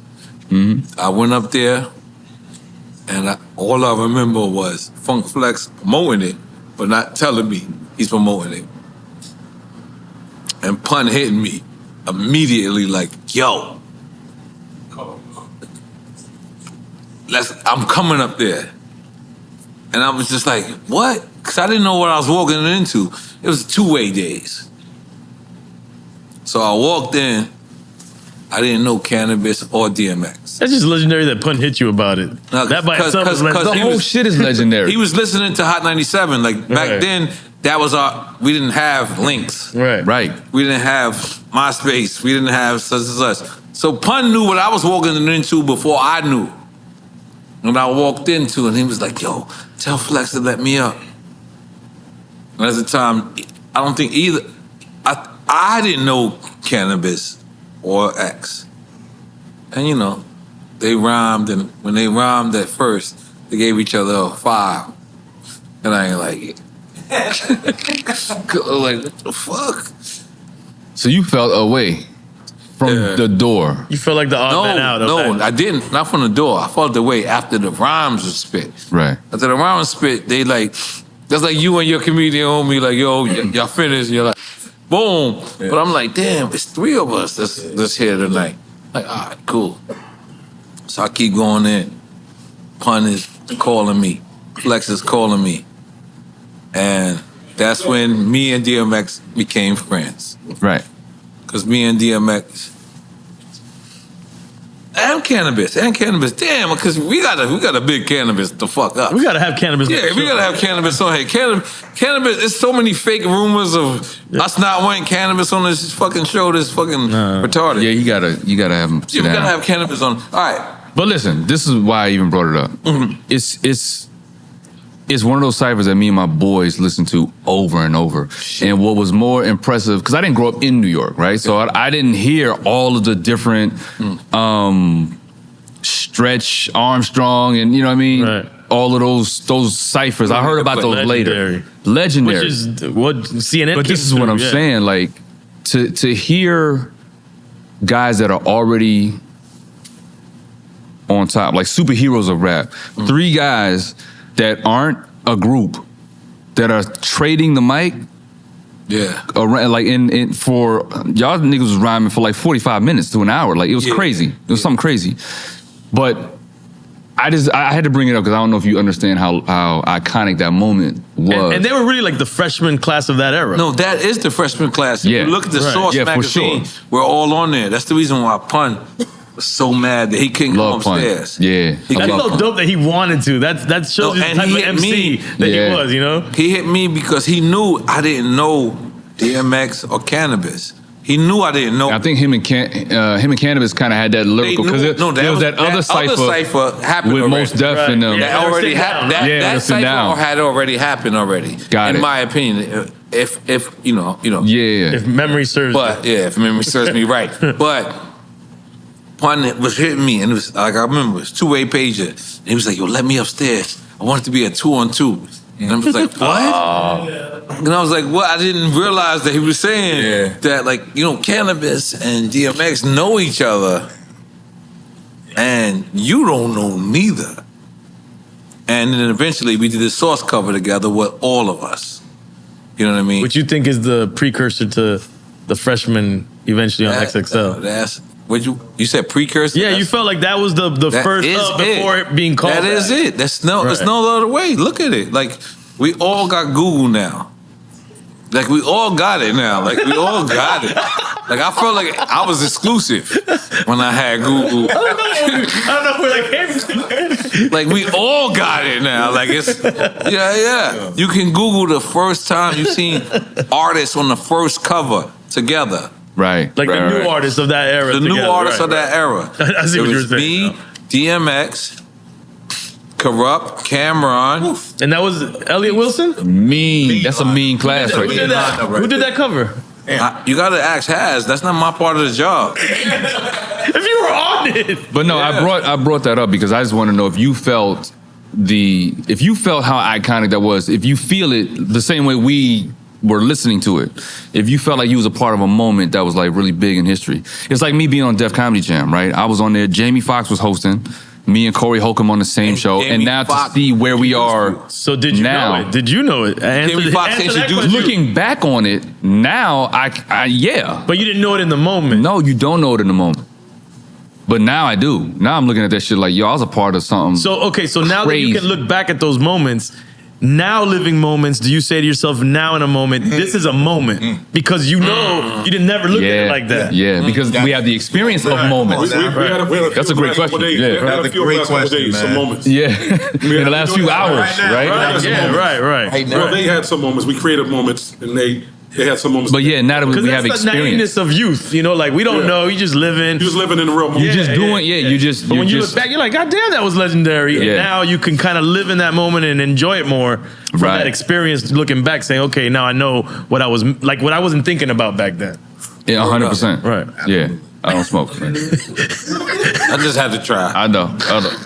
I feel like he was gonna be in the moment. I don't smoke either. He's like, let me be in this moment now. I just felt like he's gonna be in the moment. But no, non-smoking, non-drinking. I was saluting you is what I was doing.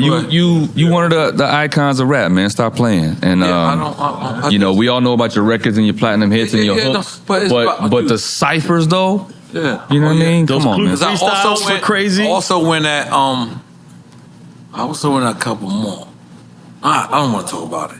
You know why? Just leave that in the past. Oh, look, that's the cover right there. That's the cover right there. Oh yeah. Who's the editor on that one?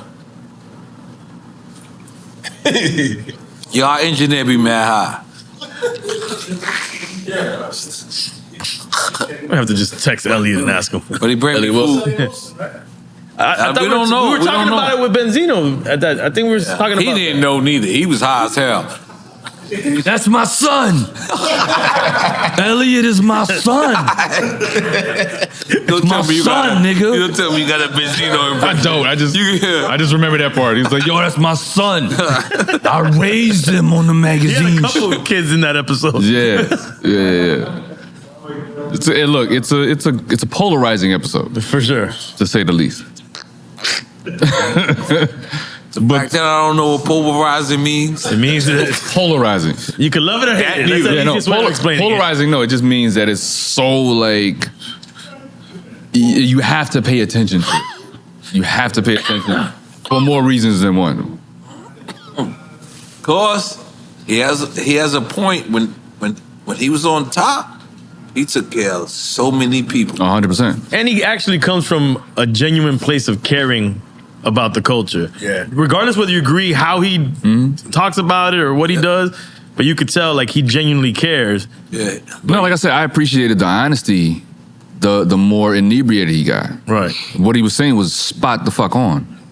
You know what I mean? So, look, everybody's gonna have a moment, and you know, we clown for that kind of shit. Me being a comedian, I'm gonna find the funny in it, but at the end of the day, he's a man that was very successful. He's a black man that was very successful, and we definitely, part of what the movie is trying to say also is we tear each other down so fucking fast. We can't wait to tear motherfuckers down. Like when a person's going down. Not even At any point. When you get at any point. You're loved by people because they're like, oh, nobody knows him but me. And the minute you make it to a certain level, oh no, I don't like that anymore. But here's what's That's the only fucked purpose up. of building you up. The fucked up thing about it is the people that are tearing celebrities down, if they had to walk in that celebrity's shoes one day and have 30 people scrutinizing them, telling them they ain't shit, you whack. You whack as fuck. That last thing you put together, to them it's a thing. Right. To you as the artist, it's a song that you sat down to write with a producer and there's layers of instruments. It's a full composition. And in one click of a button, these niggas could be like, oh, that's just whack. Yeah. Right. That's just trash, right? So when Benzino was on here crying and doing all that, I felt that nigga's pain. I felt the years of, I'm tired of this shit. I'm tired of acting like the tough nigga. I'm tired of being, on the defense. I'm tired of people talking shit about me, my daughter, my business, my magazine. This nigga really built a successful company. Right. Sure, we all got our flaws, but it's like, at what point do we start looking at each other and being like, man, that motherfucker really did something great. And just leave it at that. Keep our opinions to, we're going to talk shit at the crib or barbershop or whatever, but to go on the public platforms and to keep tearing each other down, we're going to always be like a toilet. Like that shit's just going to always flush and the shit just going to keep going down. And there's never going to be a moment where, because other people don't do this. White people don't do this to each other. Only us. We tear each other down and we wonder why we don't have shit. And one thing I'll say about Zeno that I think is kind of dope after it came out is that he could have been someone that said, oh, no, fuck Drink Champs for airing that, or they edited it the wrong way. He actually made an argument for why a man should be able to cry without any problem. Like that's a human thing. The argument. But I think it's dope that he actually did because he's it's an example for others. Like, so what? I cried. A real gangster cries type of shit. You know what I'm saying? For sure. Nah, salute to him. He bared his soul out here. And I hope that I hope the Eminem beef having the courage to do down. That. Right. Having the courage to do that. That's what makes you a real man. Yeah. But yeah, I hope him and M stop beefing because just stop. Yeah. I believe they will. Because I think vulnerability is actually being accepted now. I think you're like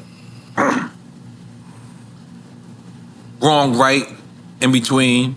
When you keep it real to your truth, people are starting to accept that now. And I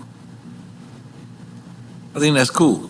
Let me ask you this. Okay. How did you come up with Was that a lyric? Or was you just in the booth vibing? N.O.R.E. know this.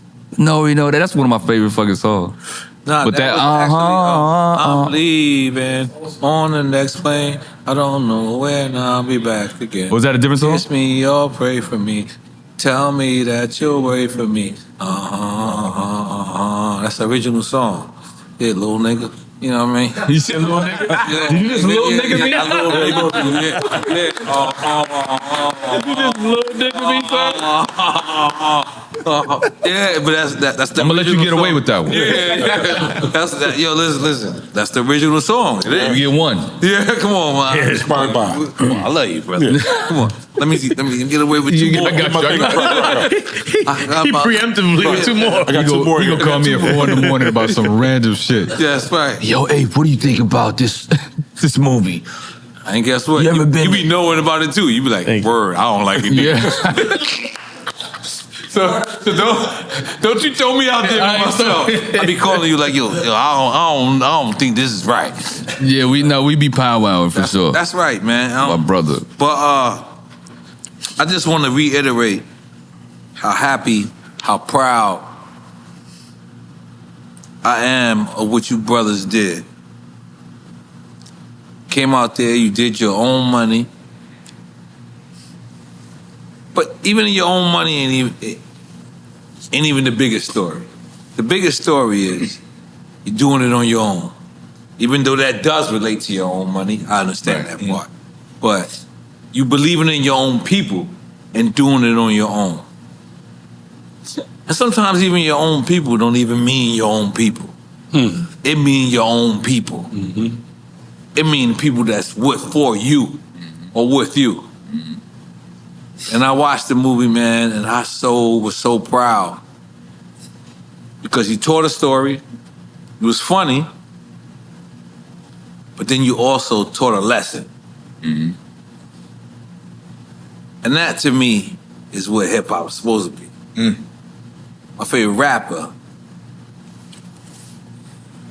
Biz Markie. One of my favorites. Rest in peace. Rest in peace. Rest in peace. He talked about picking boogers. Ultimate storyteller. Diabolical. Ultimate. And at this point, who the fuck wants to brag about picking a booger? Daring. But I always witnessed that. And I always knew I wanted to do that in my own rhymes. So I always wanted to be funny in my own rhymes. I wanted to make people, sometimes it works, sometimes it's like, I said, stick a broom in your butt. Tell you, what the fuck? I stick a broom in your butt. I never stuck a broom in no bitch butt. But fuck it sounded good. Hysterical. Hey man, it's the truth. It's on DJ Clue tape. Right. But I'm saying that comedy and rap and even athletes and even actors kind of live the same fucking life. Like you can't have a day off. It's a lot of parallels. Yeah. You can't have a day off. I know you can't have a day off. I know you can't walk to McDonald's and get a Starbucks. Yeah. I like cappuccinos. You fuck with cappuccinos? No. I do a double cappuccinos with oat milk. It's kind of fire. Talk your shit. It's kind of fire. Talk your shit. It's kind of fire. I kind of like being in the white people section. So, but you can't go to there. They're gonna say to you, "What's up, nigga? Take a picture with me. Be funny, man." Mm-hmm. They're gonna, like, if it's our people, they're gonna make you perform.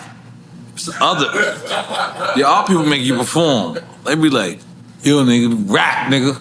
Do the whole shit. Like, who the fuck you think I am? Our people was foul. Yeah. White people don't make us perform, but they like, kind of like say, hey.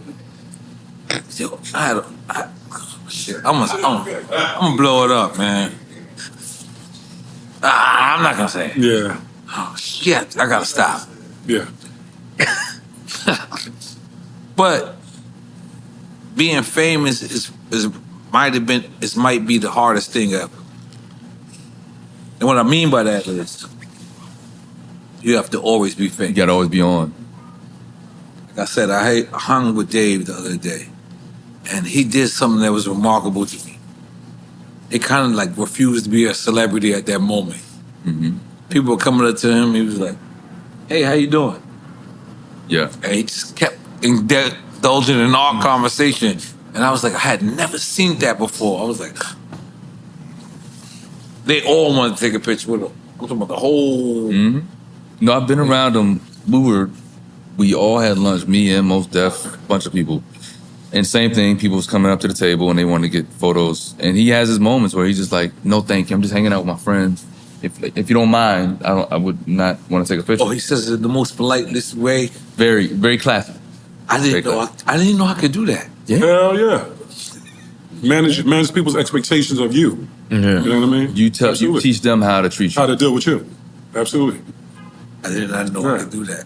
But you're still right. Even if you're doing that, you're being polite because you still don't want to offend the person, as opposed to you being concerned about your own boundaries and your own peace. Mm-hmm. You know what I mean? You're still trying to placate the person, as opposed to just holding yourself down. And you still feel like you got to be on, even in the denial of the photo. All right. Oh, it was just me and his wife, me and my wife. And at that moment, like, it was like he protected us. He knew what to say to the people that came around us. And I was not experienced in that. I just fold. Yeah, all right, cool. Right. Like, I'm sitting here with carbone pasta and shit. Yeah, I'm sitting there, all right, let's go, let's take a picture. Like, Dave knew. He knew how to navigate this situation. Like, hey.